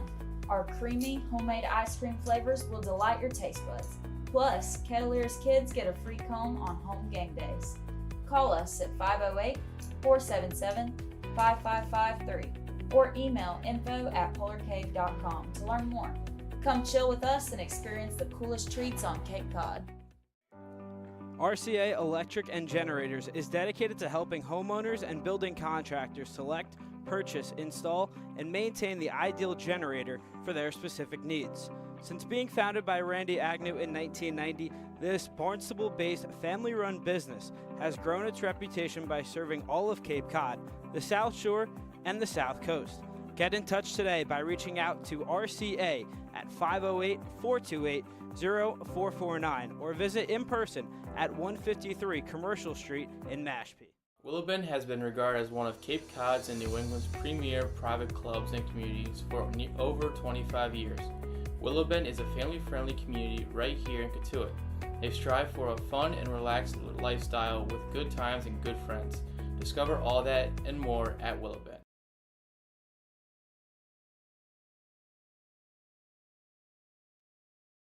Lucas Perko goes 2 innings, allows 2 hits, 2 runs, both earned, walked 3, struck out 3, while throwing at 54 pitches. Now the Kettleers bring on a new arm. Normally the Kettleers center fielder, right fielder, but it's Max Ballou coming in to pitch for the first time this season. Yeah, it'll be his first appearance on the mound for the Kettleers, second position player to throw. First one being Tanner Thatch in 2 appearances against Brewster, and now our first looks at Ballou. Ballou, a high looping pitch to Michael DiTallo that goes right back to the batters, to the backstop. Looked like a knuckleball from Ballou. Cotuit down 7, so Mike Roberts trying everything here as Ballou just lobs one in, taking it inside against Michael DiTallo. Radar gun says 62 miles an hour. And he thought that was a strike, gave a puzzled look to the home plate umpire. Ballou out of the windup, the 2-0 pitch, at the letters. Taken for ball 3. Ballou out of the windup. Now deals the 3-0. DiTallo looks at it beneath the knees for a 4-pitch walk. But Michael DiTallo reaches for the first time today. He's 0 for 2 now with a free pass.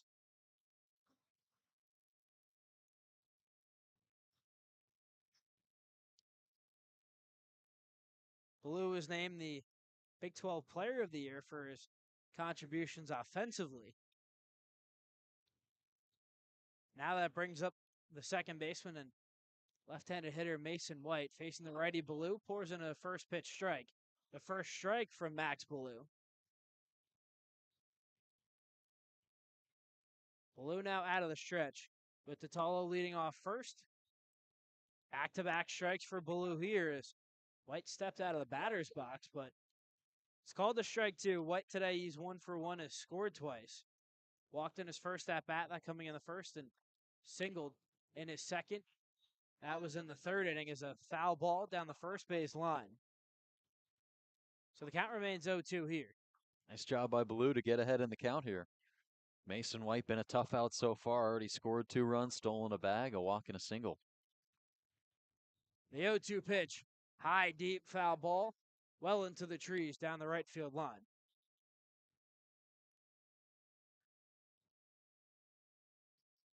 Rain beginning to fall once again. Under the lights here at McKeon Park. As the 0-2 from Ballou, a high chopper to Tyler Cerny at first base. Gloves it, goes to second for 1. As DiTallo is cut down. So reaching first base is Mason White, but the Kettleers cut down the lead runner as there's 1 out with Mason White standing on first. Well, nice job by Ballou to draw some weak contact there. Mason White was fishing for one of those knuckleballs, trying to deposit it into the trees above the fence, and got a hold of one, but couldn't straighten it out.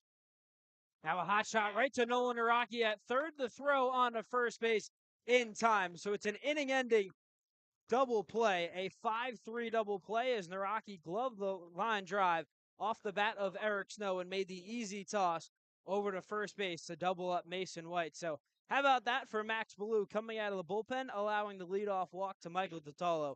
The fielder's choice to Mason White, and then the line drive double play to Eric Snow. So excellent stuff from Max Ballou. As the game remains 7-0 here after 4 innings, and now we'll bring on Adele Huffman for the second time today, who has more. Appreciate it, Alex. Yes, we talked to the players about who their best friends are on the team. We could use the word bromance. Do you guys know what the word bromance means? I do. Yes, we do. All right, so first we talked to Willie T. He said his bromance was with Elliot Wolf. So coach and coach.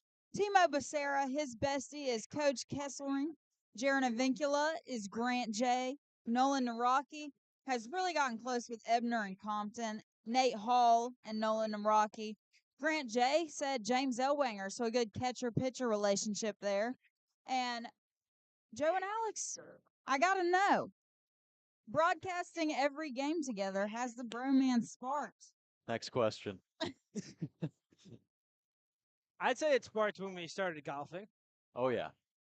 Gone to a couple of pregame Chipotle runs. Yes. I definitely say it has. It definitely has. So what's been the best part of broadcasting together so far, you two? Oh, wow. Wow. I wasn't ready for this one. I was not either. You know, it's not to keep the audience completely in the dark, but just to be able to have the conversation flow in and out of the game, whether we're on the air or off the air. I just think that, like baseball players too, and you see it with this team, having a good relationship off the field, having a good relationship with the headsets off is super great, and I think we've hit our stride. I would definitely agree with that. I think Joe makes my life 10 times easier whenever I need anything from a broadcast partner standpoint. I know I can always ask him. So definitely has made my life a lot easier, and have loved calling games so far. So here's to many more Kettleers games this summer. And Devin Taylor swing away at the first pitch. High fly ball down the left field line, but running out of room is Josh Tate.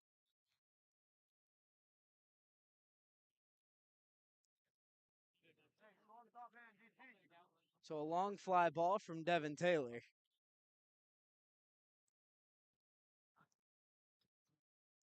Taylor, he's 0 for 0, has reached on 2 walks. Swings at the 0-1 pitch from Hintz well down low in the dirt. Adele, Yes, Joe? have you developed any bromance with anybody around the team? Interns, players? I mean, I just feel like the three of us are a big Yeah. happy family. Yeah. No, the five of us, Jimmy T, Cam Christie included. I just love that we have our drives up to the games together and can listen to music and really just, best friends for life out of this summer, just like the players. Couldn't agree more. Certainly agree as Taylor worked it back to a 2-2 count. Jimmy Chantulis manning the controls here as Taylor hits this one to deep left field. Looking up is Josh Tate, but he runs out of room. It's a leadoff solo bomb for Devin Taylor. As Cotuit cuts the deficit to 7-1 here in the top of the 5th on Devin Taylor's second home run so far this summer.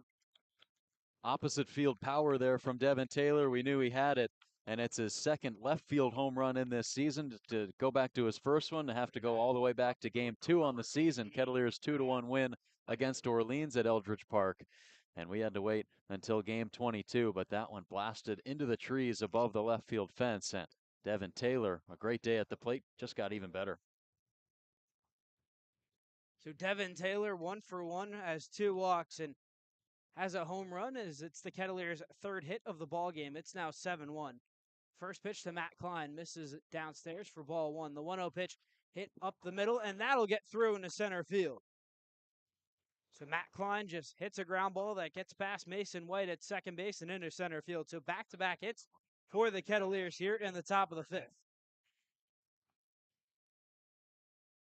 Well, taking that experience from the first time that they saw Casey Hintz and capitalizing on that, of course, facing 2 batters in the top of the 4th inning, but back-to-back base knocks to start off this 5th inning. And you really want the top of the order to get things going. These are the guys in your lineup, a lot of the USA guys making their return, but also guys who have been in this roster all summer who have maybe hit some rough patches, batting below 240 clips, batting not maybe to the par that we know that they can. And Brandon Compton is a great example of that, has continued to swing a hot bat and continues to reach bases at an incredibly high clip.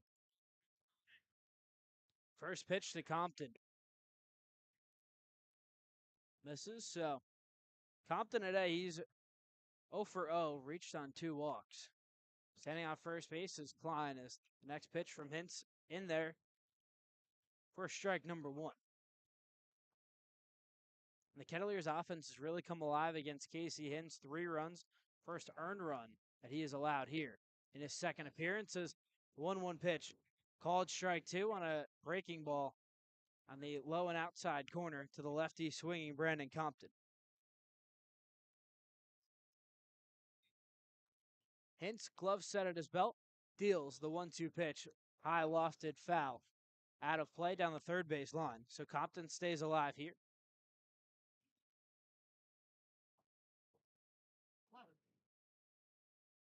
Compton hitting .234 before the 1-2 pitch. A pickoff move back in standing is Matt Klein. But as like you mentioned, Joe has gone through a lot of ups and downs this summer. Had a real hot stretch between June 18th and 20th, where 5 for 10 with 2 home runs, 7 RBIs. As 1-2 pitch low in the dirt, kept in front by West. But also struggled in beneath that really hot streak. But really, in his last 10 games, you're seeing him come alive and have good at-bats and drive in runs when this Kettleer squad has needed him. As the 2-2 pitch taken well low and outside, so Compton's worked the count full here. With no outs in this inning, Matt Klein leads off first. Devin Taylor led off this inning with a solo bomb. Made it a 7-1 ball game as this one gets through on the right side of the infield into right field. So the Kettleers go station to station as Matt Klein moves up to second. So it's back-to-back hits for Cotuit. As Matt Klein on second, Brandon Compton picks up his first hit of the game. He's 1 for 1 now here. Yeah, and has reached in all 3 plate appearances. This top of the lineup doing a great job today, reaching a total of 7 times amongst the 3, Devin Taylor, Matt Klein, and now Brandon Compton. But you mentioned Compton's strong play, has started in 17 games, has reached in 16 of them. And he reaches for the 3rd time today. Now it's the cleanup hitter, Nolan Naraki. First pitch from Hintz, inside, backing up, the right-hand hitter. And Joe, we talk about momentum so much, and of course in a 7-0 game, but Hyannis threatening, and then Naraki gloves down a inning-ending double play as this one hit high right into the short outfield. Gloving it is the shortstop, Alex Lodis. So an impressive play. That ball was really converging in from Lodis, the shortstop, Mason White, the second baseman, and Kane Kepley, the center fielder. But it's Lodis who makes the grab for the first out. Yeah, almost kind of fell into that Bermuda Triangle behind the second base bag, and Lodis was the only man who was able to get it. Playing in deep center was Kane Kepley, not wanting that run to come in and score from second base. So nice job by Alex Lodis to maintain composure and locate that one into his glove and underneath the overcast and wet skies as well. Now it's Easton Winfield. First pitch to him, misses low and inside to the lefty, making his first Kettleer start. Getting the nod in right field. He's 0 for 2. Struck out to end the first inning. And flew out to lead off the fourth as this 1-0 pitch gets away from West. Moving up to third is Klein. Up to second is Compton. So that eliminates the double play threat. So the Kettleers have 2 runners in scoring position still with 1 out. Yeah, it's a big opportunity here. 1 out in the inning. Easton Winfield, his first game for the Kettleers today so far is 0 for 2, but if you want to make a difference and insert yourself into the lineup immediately, now's the perfect chance. The 2-0 to Winfield at the letters, taken for ball 3. So he's up in the count 3-0 here. Hintz has already allowed 1 run so far in the inning. Looking to strand runners on second and third as a long look in. Now gets a sign. Glove set at the belt. Kicks and deals the 3-0 pitch. Taken low and in tight. So it's a 4-pitch walk for Easton Winfield as he reaches for the first time today. And the bases are loaded here with Timo Becerra digging in. Yeah, it's been one of the toughest outs in this Ketts lineup today. 2 for 2 with a pair of singles.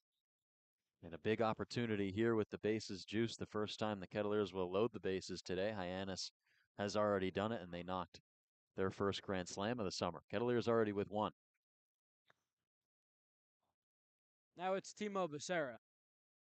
Big cut on and miss. Becerra kind of just waved through that opening pitch from Hintz. He falls behind 0-1. Hintz 28 pitches so far, through a full inning, 16 strikes. As he comes home, the 0-1. Taken low and outside. Tough take from Becerra there, but the count evened up at 1 apiece. Becerra's gotten 3 hits so far this season against Bourne. Really struggled against other teams, but has found success against Hyannis, but waves through the 1-1 pitch, so he falls behind 1-2.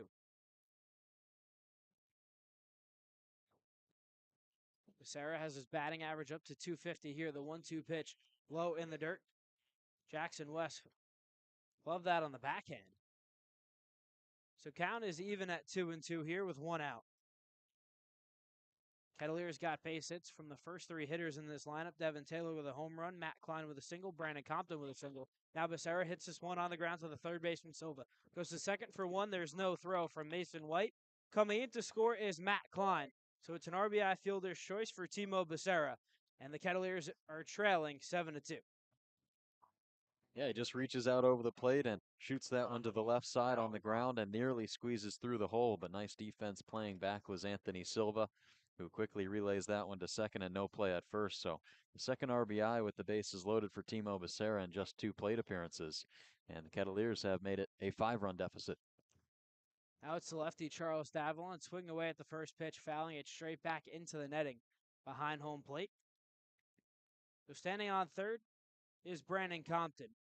Now at first is Becerra. Easton Winfield was cut down.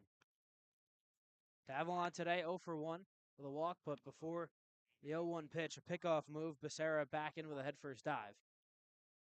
Getting dirt all over those pinstripe white pants for Cotuit. Hintz comes home, the 0-1. Loved well outside to the lefty Davalon.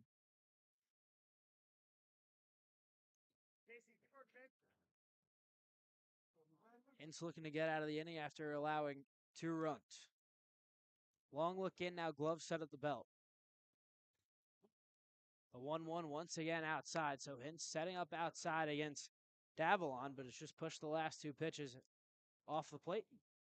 So the center fielder is up in the count 2-0, or 2-1. Another pickoff move, Becerra back in with a headfirst dive.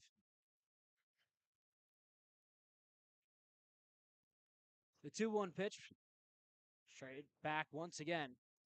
So the count even up at 2-2. Cotuit today 0 for 7 with runners in scoring position. They have left 6 guys on base.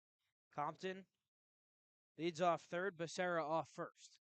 2-2, 2 outs. Hyannis leads the Kettleers 7-2. Davalon, a rocket, just right to the shortstop, Alex Lodis, who gloves it for the third and final out of the inning, but not before Cotuit finally gets on the scoreboard after Devin Taylor hit a leadoff solo homer.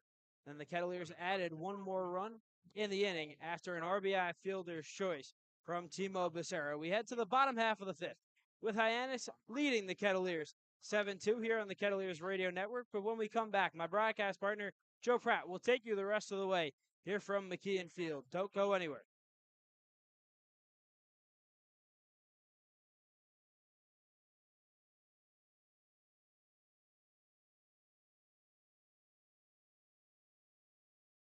Each week, the Cape Cod Baseball League is honoring those who served with Red Shirt Fridays.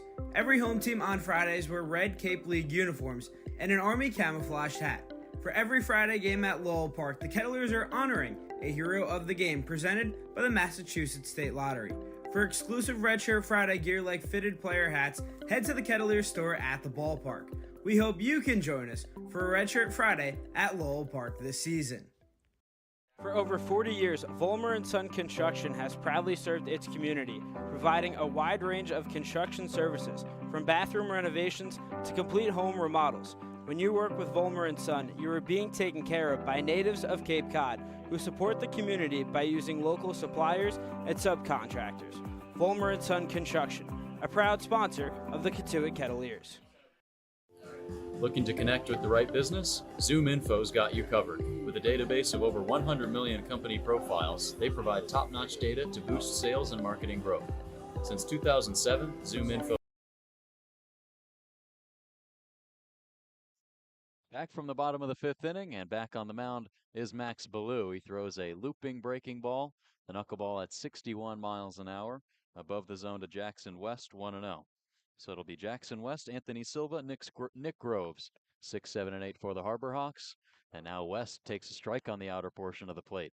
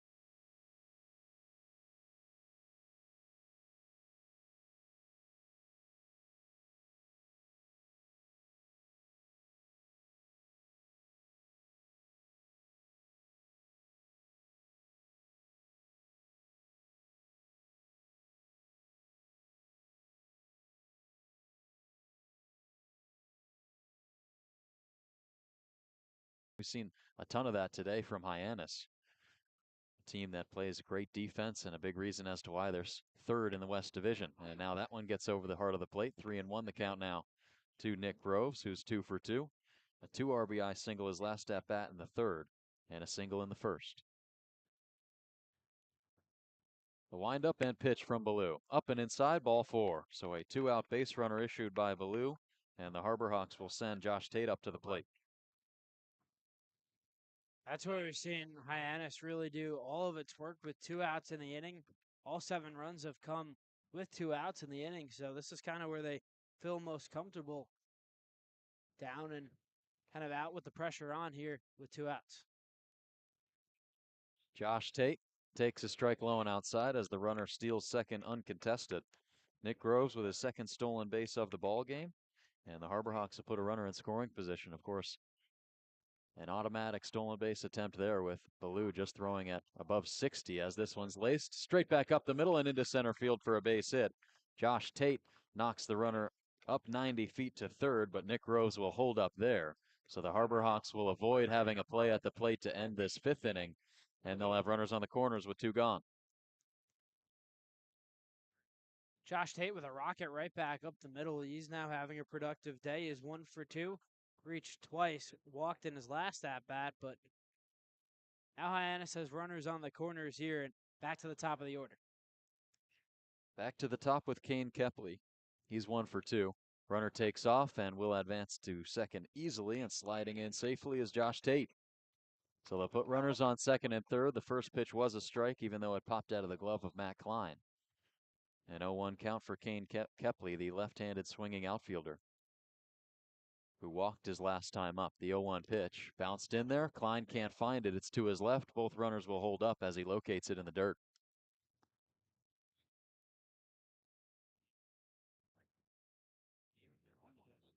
So Kane Kepley playing in his 22nd game for the Harbor Hawks today. The only Hyannis player to have appeared in all 21 games so far to this point. Coming off of a season at Liberty where he hit above 320, and now he takes above the zone. It's 2-1. 71-mile-an-hour pitch for Max Ballou, dealing with the runners on second and third. But with the lefty up, 3 infielders will play to the right of the second base bag. 2-1 pitch. Taken at the knees, called strike 2. Ballou used to pitch back in high school. According to Perfect Game, fastball velocity back in 2019 sat at 86 miles an hour. See if he can dial that up here. 2-2. 1 gone, 2 gone in the inning, but it skips in. In between the legs of Matt Klein, he locates it there, and now a full count faced here for Kane Kepley. Runners are on second and third. Max Ballou getting the first 2 outs of this inning relatively quickly. But back-to-back base runners after that. Now he comes set from the stretch. The 3-2. Kepley pops this one up. Into foul territory goes Naraki. Klein also giving chase. He'll be called off, and neither of them are able to make the catch. Klein thought that Naraki was going to make the play. Naraki thought that Klein was going to make the play. And the at-bat will continue for Kane Kepley.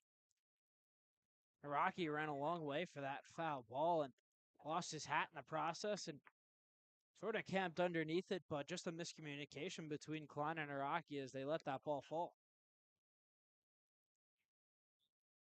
Ballou set once more, takes a look at second. The payoff pitch is fouled straight back into the net.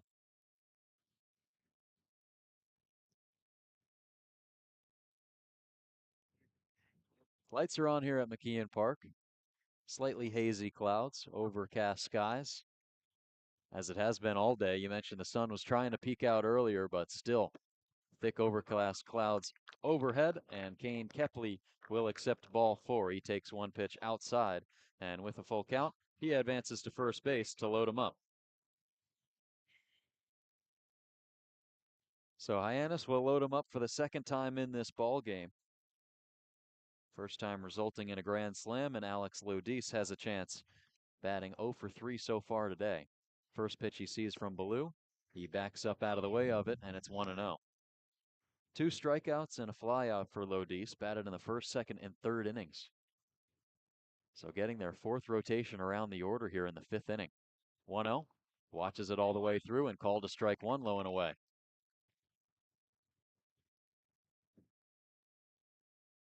So Alex Lodis playing at shortstop today, has played in 7 games so far this season. As the 1-1 pitch, he gets underneath this one, flares it towards shallow center field. Davallon giving chase, and into the alleyway he locates out number 3. So the Harbor Hawks will leave the bases loaded in the bottom of the 5th frame. Max Ballou strands them all there.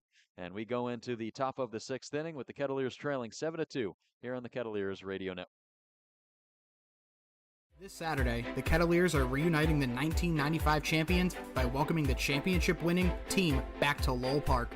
A blast from the past. Several of the players will take batting practice before a pregame ceremony honoring the team, followed by a group first pitch. The Kettleers will take on Chatham, the team Cotuit beat in 1995 for his 13th CCBL title. Join us in welcoming Kettleers history Saturday, July 13th at Lowell Park.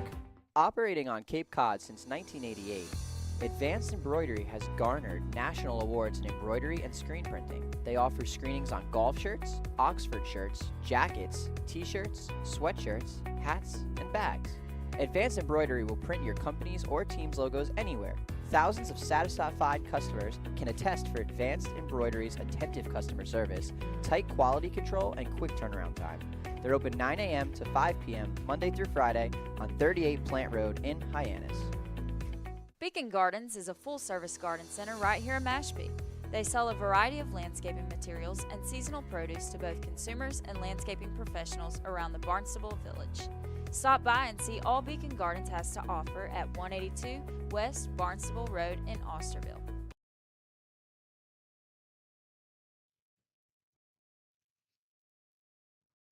Seven to 2 your score here in the top of the 6th inning.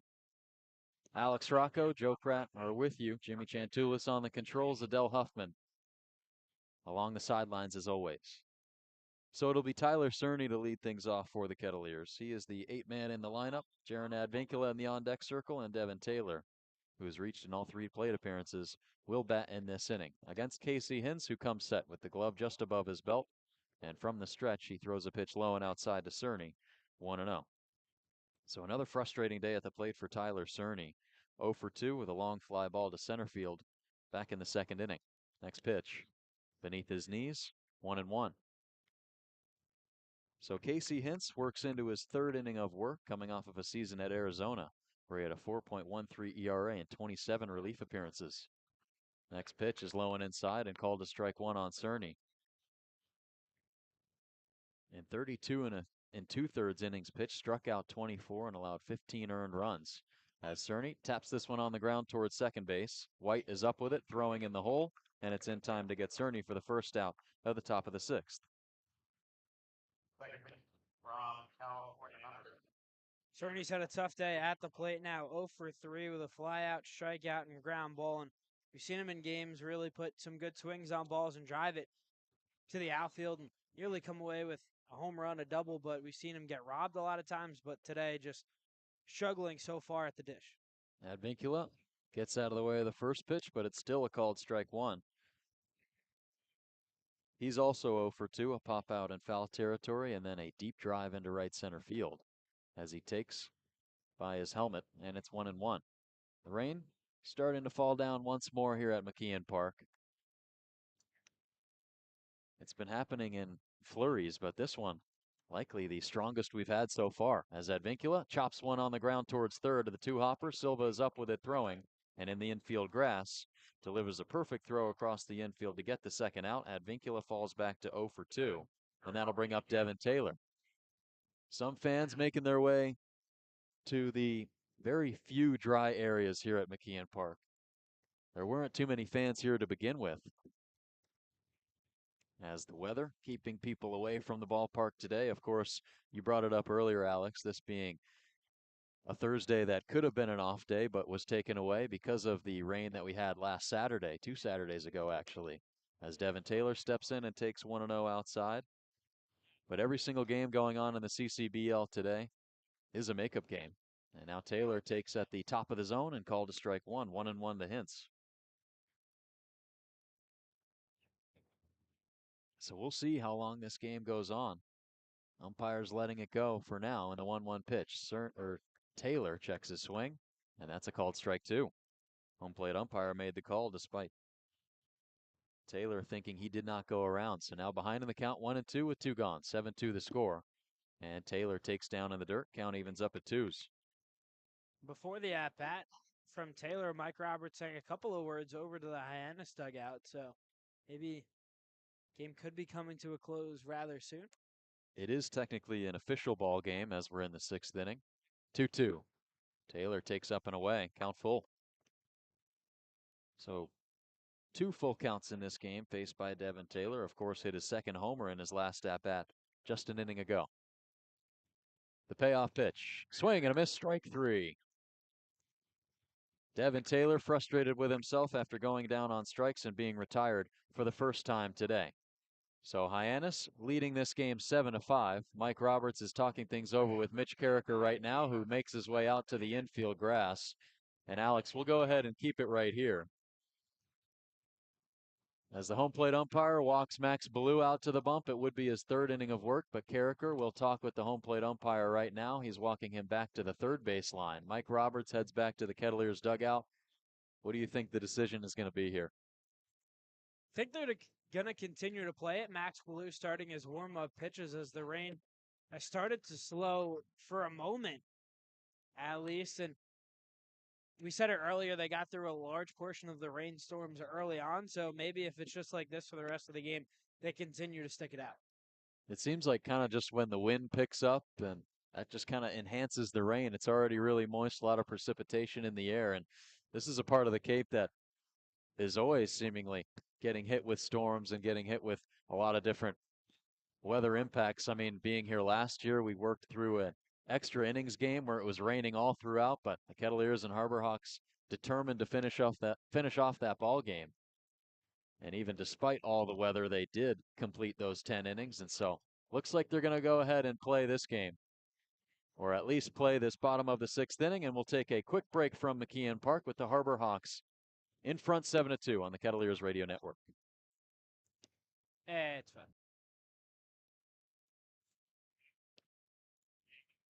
And now we're back for the bottom of the 6th inning. Hyannis, a 7-2 lead. Quick break as we continue play. A couple warm-up pitches from Max Ballou. Infielders will take their spots, as do the outfielders. Bright lights shining on McKeon Park right now for the first at-bat of this bottom of the 6th. They already have 7 runs on 6 hits, no errors for the Harbor Hawks. And the first pitch is just inside to the right-handed swinging Michael DiTallo, who takes control 1-0. Infield is playing back slightly to the pull side. Naraki, a couple feet off the line. And now the next pitch from Ballou. Misses on the top part of the zone, 2-0.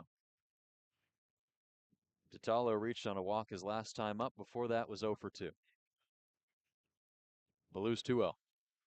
Is a get-me-over fastball, low and outside, catches the corner.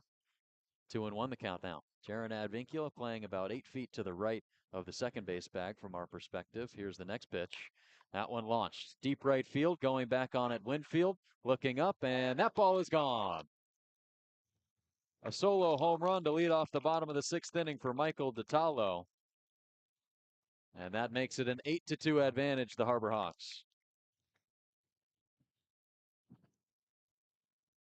Michael DiTallo's first home run of the season, RBI number 16 for him, and Max Ballou still out on the mound, just left the pitch right down the heart of the plate and was waiting for one of these Harbor Hawks to put a good swing on, and DiTallo did not miss it and crush it over the right field wall. Now the pitch to a pinch hitter for the Harbor Hawks, takes outside, 1-0. Now this is actually going to be the same batter, wearing number 9, ropes it down the right field line and foul. Mason White still the batter, playing at second base. Reached on a walk in the first inning, 1 for 2 since then.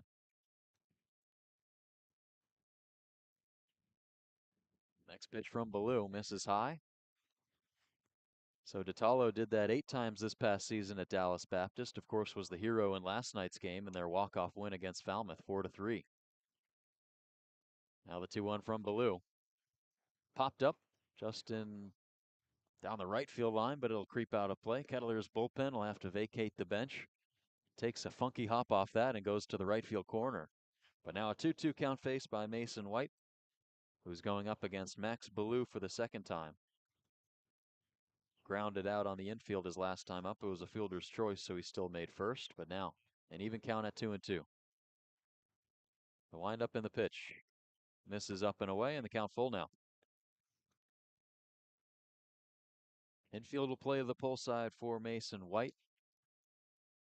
Timo Becerra playing normally where Advincula plays, the shortstop, as that one's rolled right to him. At normal second base, Becerra throws to first, and it is just barely in time. Harbor Hawks bench wanted a safe call from the first base umpire. Mason White is unable to beat it out. And it is a 6-3 put out from second base by Timo Becerra to get the first out of the sixth. Really good speed for Mason White there, just motoring it down the line, and a bang-bang play goes the way of Cotuit. So now here's a familiar face facing the Kettleers for the first time in his new threads. It's Cannon Peebles, switch hitter batting from the left side, takes a strike one. Peebles playing for the Kettleers in 2023, played in 13 games and then 3 games in 24 with the Kets. The 0-1 pitch, he takes a big cut at it and misses, now 0-2. So Peebles grabs a bat and hits for Eric Snow, who reached twice today on a pair of walks and lined out to third. Snow also with a home run in last night's ball game. 0-2 to Peebles. Fouled straight back.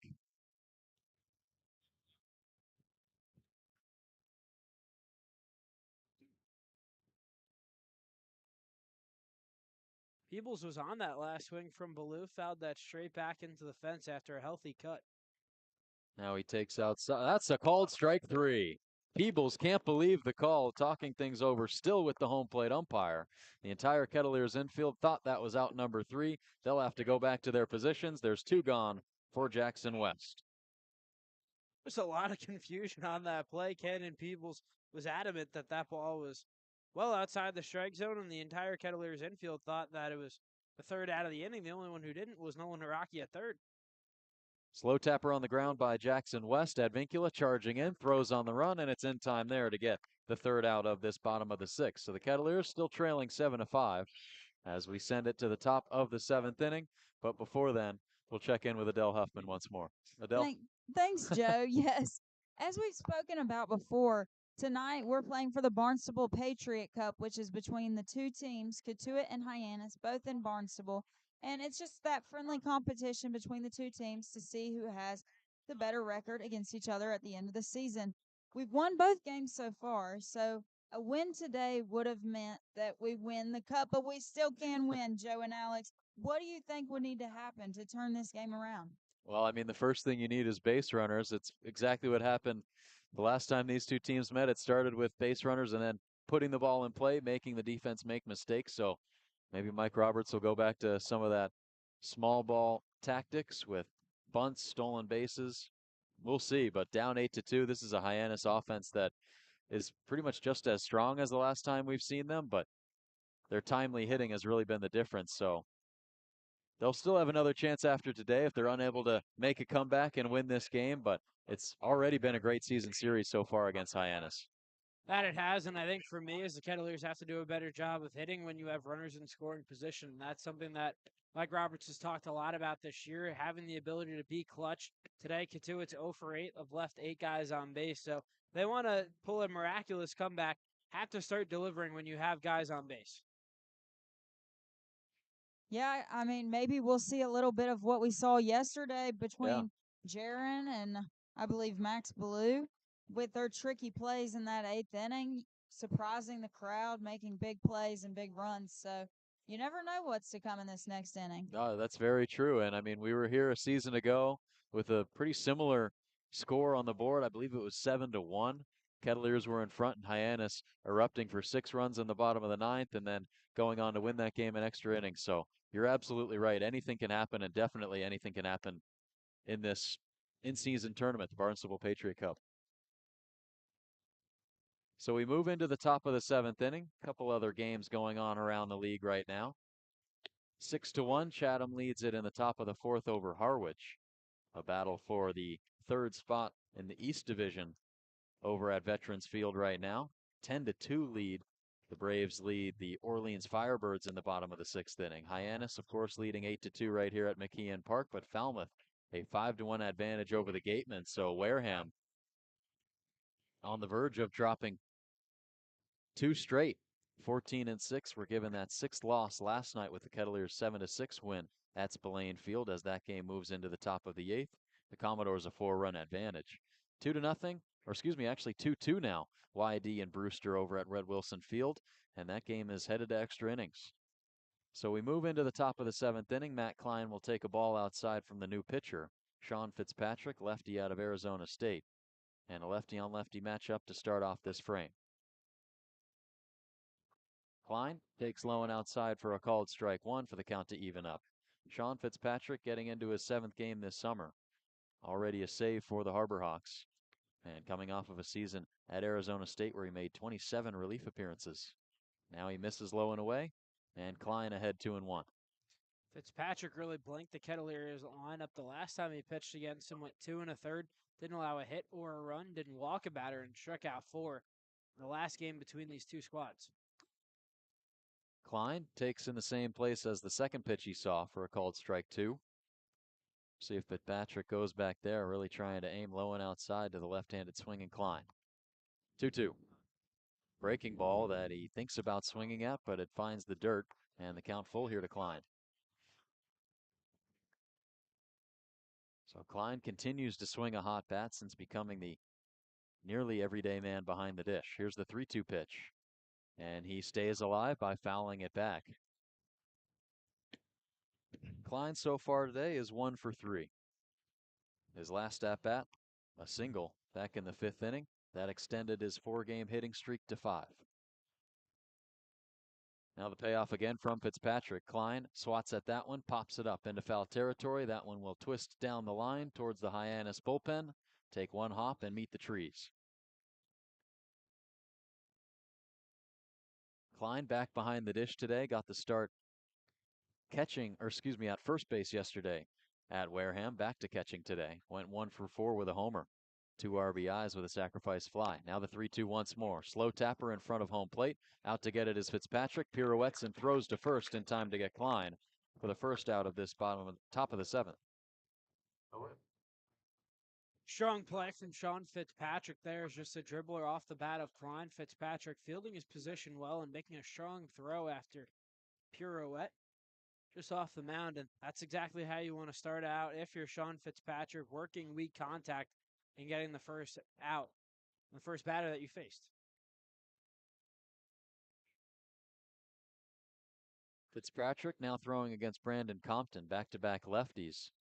And he takes a strike 1 on the outer portion of the plate. Brandon Compton today, a good day at the plate, has reached in all 3 plate appearances, 2 walks with a single.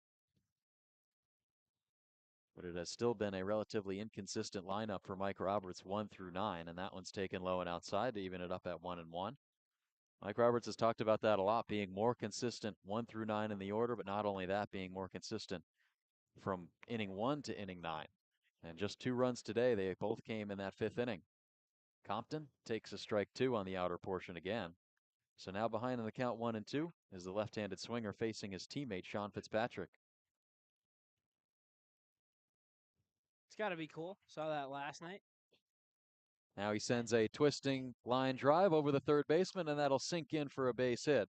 Brandon Compton puts that one into the opposite way to improve to 2 for 2 with a pair of singles, and with 1 out, the Kettleers will have a runner on first. Have a day. Brandon Compton reached in all 4 plate appearances, a pair of walks, now a pair of singles there, and just not trying to do too much against the lefty Fitzpatrick, flaring one, and that dunks down in front of Josh Tate in left field. So here's Nolan Araki, 5 for 8 going into this ball game, but so far 0 for 3, and now he takes up high, takes West out of a crouch and having to backhand it. It nearly went back to the backstop, but a nice grab there to keep Compton at first, who stands on first base, being held on by Michael DiTallo. Now he takes his lead. The pitch. Araki takes a big cut at that one and fans through it. It's 1-1. 90 on the fastball from Fitzpatrick. Throws the fastball, changeup, and slider. Hitters batted at a .299 clip against him this past season at Arizona State. Now the 1-1. Araki fans and misses at strike 2. So earlier on in this ball game, we saw Naraki strike out swinging 2 times, both of which were on breaking balls low and outside that he was chasing outside of the zone. Other than that, a pop out on the infield. But now with the lefty Fitzpatrick, let's see what he dials up here at 1-2. Naraki flares one foul towards the Kettleers dugout. Into foul territory goes Ditalo, giving chase towards the bullpen, but it falls at his feet just out of reach. And Naraki will stay fighting at 1-2. Naraki earlier this month on July 3rd announcing his transfer to South Carolina, joining his Clemson teammate Nathan Hall on the Gamecocks this upcoming season, playing 36 games for the Tigers a year ago. Now the 1-2 to Naraki. Fitzpatrick throws. Naraki flares it high into foul territory once more. Ditalo running after it, but out of his reach and over the dugout this time to keep the count at 1-2.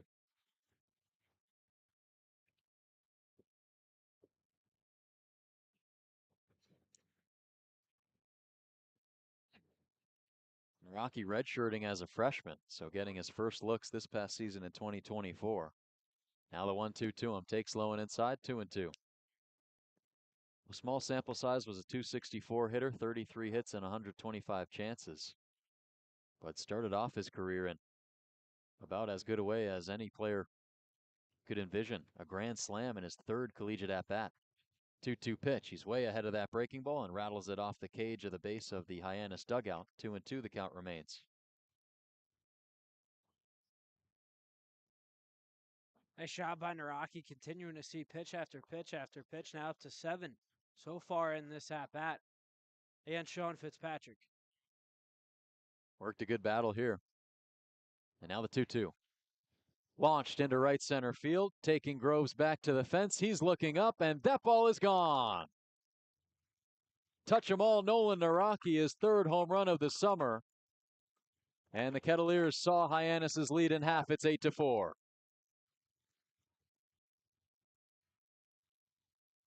That's just an excellent at-bat from Nolan Naraki there. Fouled off a couple of tough pitches, laid off on a pitch that was on the inner part of the zone, and then got a pitch from Sean Fitzpatrick that was middle, and Naraki made no mistake on that, depositing it over the right center field wall. And just like that, one big swing, and Cotuit only down by 4 runs.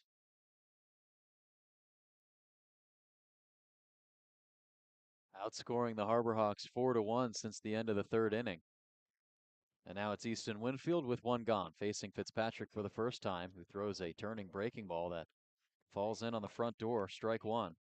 Winfield in his Kettleers debut so far 0-2.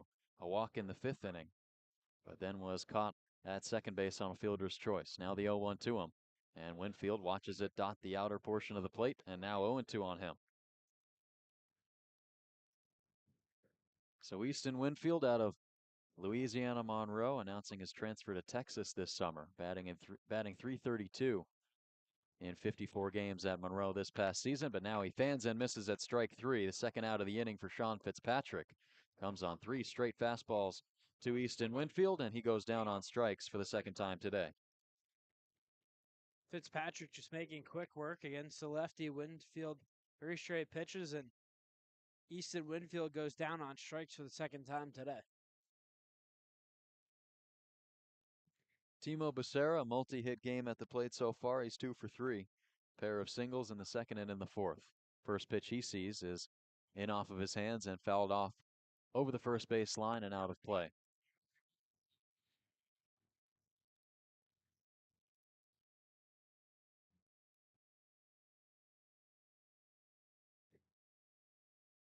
So Becerra getting the start at shortstop today as Tyler Cerny plays at first. Now he takes a breaking ball low and outside. It misses everything, and it's 1-1 to Becerra.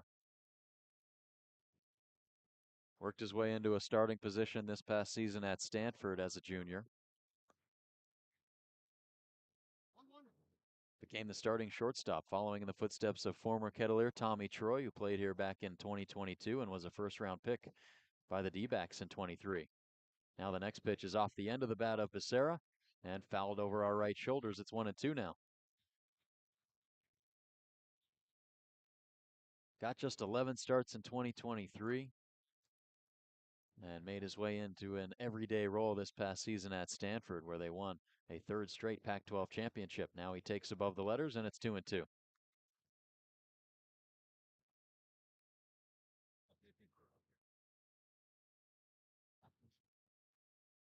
Infield and outfield playing straight up. Skies darkening at McKeon Park, and the 2-2 pitch to Becerra is just outside, and the count will run full.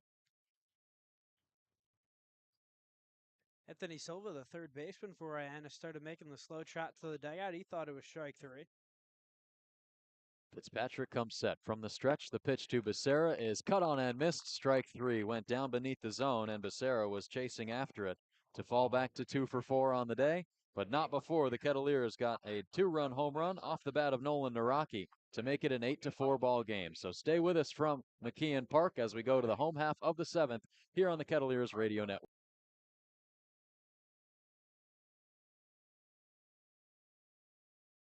And waterworks services. On top of that, they offer landscape filling materials such as sand, native stone, gravel, shells, and more. Serving Cape Cod and the islands for 30 years, Bortolotti Construction is committed to serving its community. Visit at 45 Industry Road in Marston's Mills or call 508-771-9399. Coastal Rentals is the place to go for professional landscape and construction equipment. Whether you need tools and equipment for commercial use or for your own projects, Coastal Rentals has what you need. Purchasing gear is also available. Check out Coastal Rentals today. Cotuit Library. Since its founding in 1874, the Cotuit Library has served its community with an expansive collection that continues to grow. Their staff is dedicated to serving all ages, offering youth events weekly. The library has dozens of events scheduled throughout the summer, so be sure to head to the website at cotuitlibrary.org to see what's coming up next. The library is located right off Main Street. The Cotuit Library, a proud sponsor of the Kettleers.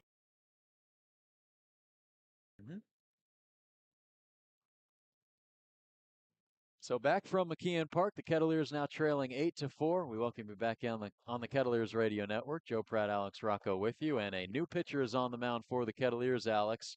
It's another position player. First it was Max Ballou. His day is done. And now we'll make way for Luke Hansen to get his first pitching appearance for the Kettleers this summer. This isn't the first time Luke Hansen has pitched in summer ball. Through last year in the Northwoods League, just once with the Wisconsin Rapids. He went an inning, gave up 3 hits, 3 runs, all were earned, struck out 2 and walked 2. So the third straight summer that Luke Hansen has found himself on the mound, also pitched back in 2022. As the first pitch he throws to Anthony Silva is lifted into deep right center field. Davalon going back, Winfield going back. It's just out of his reach as he went into a dive. It banged off the base of the fence, and now the throw comes into third. Diving in headfirst safely is Anthony Silva with a leadoff triple.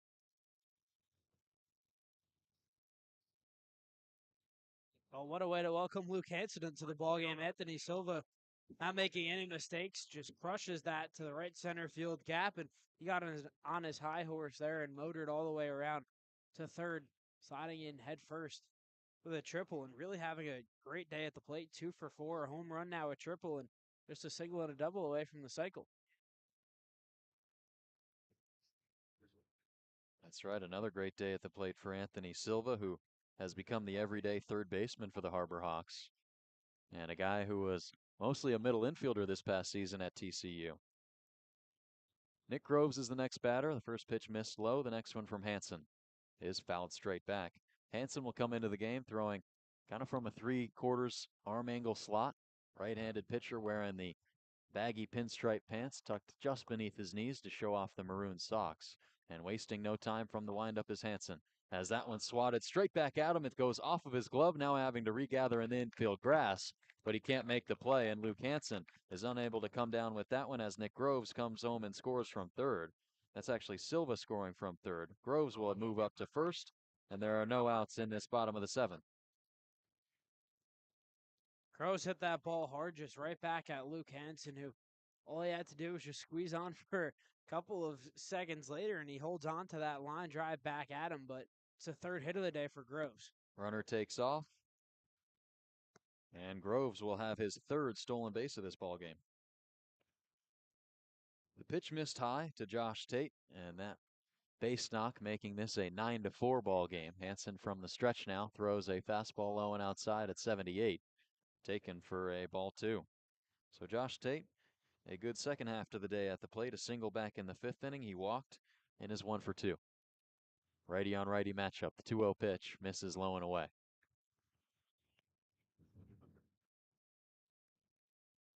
Luke Hansen at 90 miles an hour back on August 28th, 2020, recording a perfect game. 3-0 pitch is inside for ball 4. A 4-pitch walk issued to Josh Tate.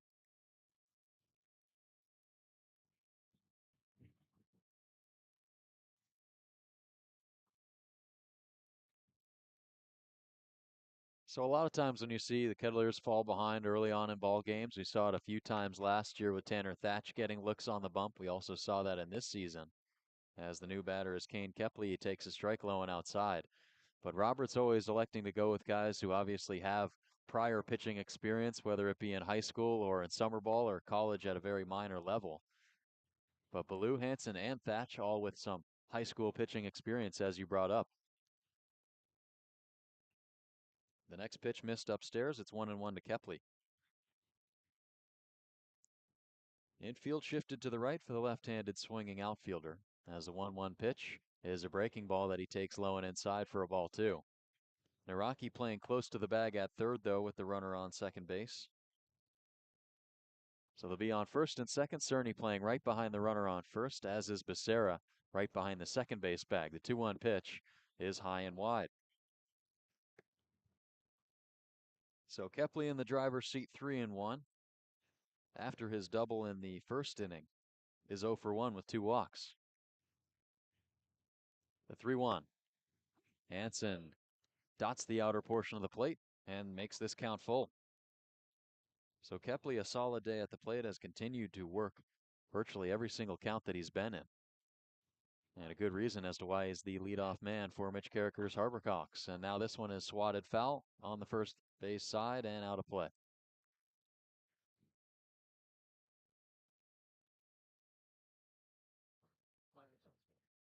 Nobody warming up in the Kettleers bullpen. Luke Hansen still looking for the first out in this 7th inning, as that one's swatted straight back into the netting once more, and staying alive is Kepley at 3-2. Luke Hansen can definitely swing it. Also played football back in high school. Was a 3-year starting quarterback. Was 25-5 at QB. 3-2 pitch is just above the box for ball 4.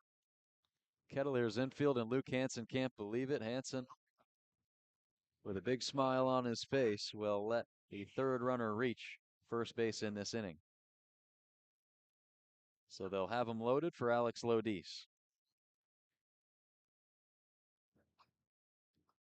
Hansen's first pitch, Lodis watches it fall low and inside, ball strike 1. So yeah, more on that. Hansen winning a state championship in baseball and in football out of high school. And the next pitch is on the upper part of the zone, and it's a called strike 2. 86 miles an hour there from Luke Hansen, who's working from the windup now, and the 0-2. Called strike 3. Alex Lodis watches strike 3 go by on the outer portion to fall back to 0 for 5 on the day. And there's one gone with the bases juiced. It's a really good job there by Luke Hansen just to paint a corner against Alex Lodis, making quick work of Lodis, who's now 0 for 5. Pitch is one low and outside, missing to Michael DiTallo. It's 1-0. With the blonde glove in front of his face, goes into the windup once more. And that one a check swing off the bat of DiTallo towards the first base side off the net, and it's 1-1.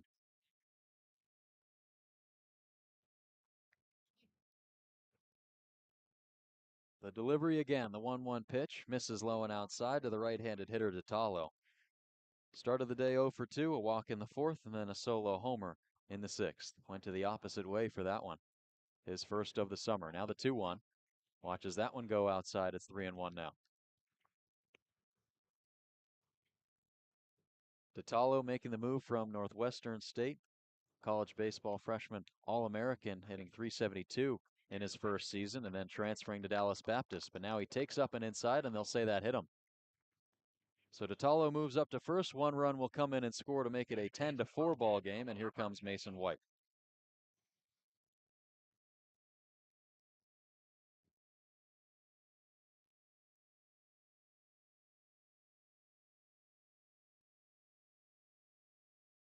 So the new batter is Mason White.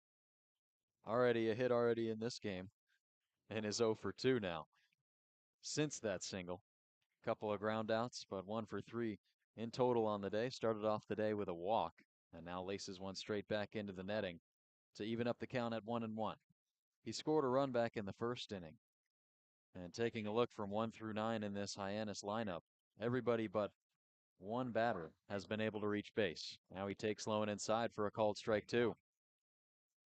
That's a crazy point that you make, Joe, because it's Alex Lodis, a guy who was hitting over 400 coming into today. The 1-2. Pause on the delivery from Luke Hansen, and the throw is fouled off. So Hansen trying to mix up the timing. We'll pause at the top of that delivery.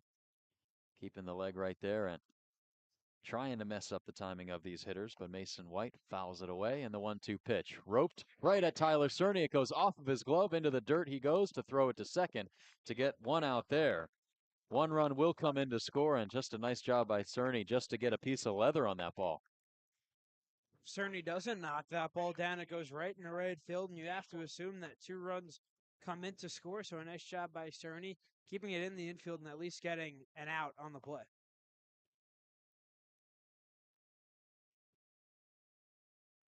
Now here's Cannon Peebles, switch hitter batting from the left. 0 for 1 as a pinch hitter today. Takes a breaking ball for a strike 1, but they are going to call a balk on Luke Hansen. So 1 run will come in to score. A runner will move up to second. And now the Harbor Hawks lead at 12-4. Hansen just moving too fast, never really got set, and just a balk. Hansen from the windup with 2 outs in this inning. Throws a looping breaking ball that misses above the zone, and 2-0 the count now to Peebles. Actually 1-0. First pitch looked in there, but of course the balk, and it was a dead ball. So Peebles in the driver's seat. 1-0. The pitch is a fastball that Peebles waves through, and it's 1-1.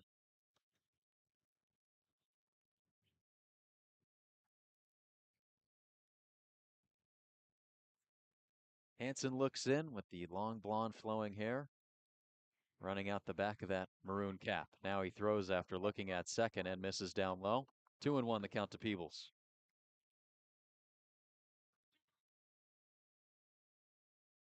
So we've seen Hansen get 1 start for the Kettleers so far this season. Was a pinch hit replacement and a defensive sub at third base. That one's fouled straight back by Peebles. But now his first appearance on the mound, so he's done a little bit of everything in his small sample size here. He's played good defense at third, now looking to eat up some innings for Mike Roberts and company. Yeah, trying to save that bullpen. 2-2 pitch.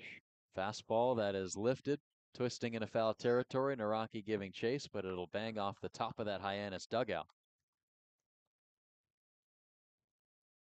What once were light gray clouds above McKeon Park have now continued to darken. Almost completely dark here in Hyannis, as now the home plate umpire will walk out to the mound to have a few words exchanged with Luke Hansen. Did he balk again there? Because now the runner's standing on third. He did. And he did. So now he can work from the windup. 2-2 with 2 gone. The pitch is a breaking ball that barely misses just outside to Peebles.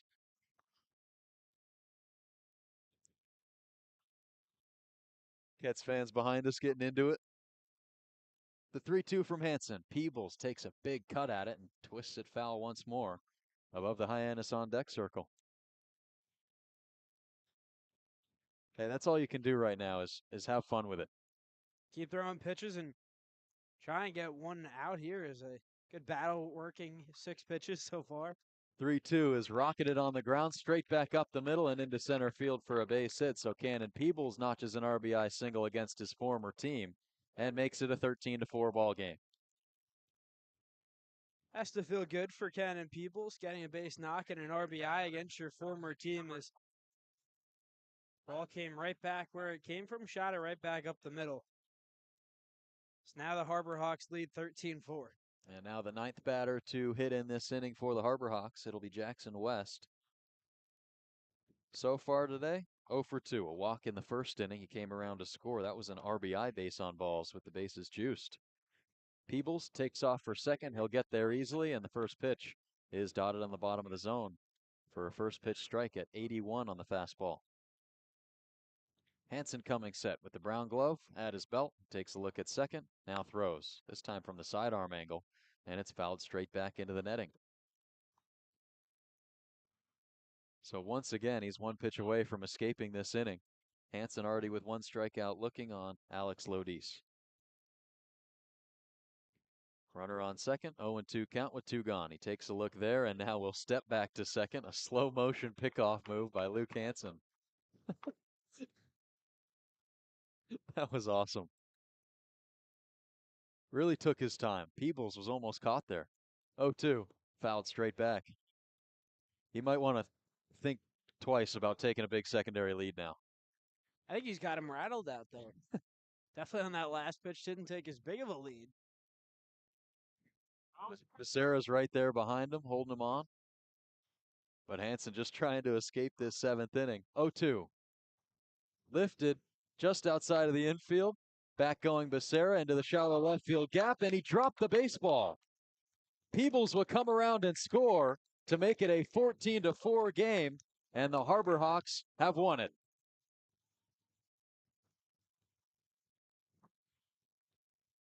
So as you can hear over the PA, the mercy rule with a 10-run lead after 7 innings played.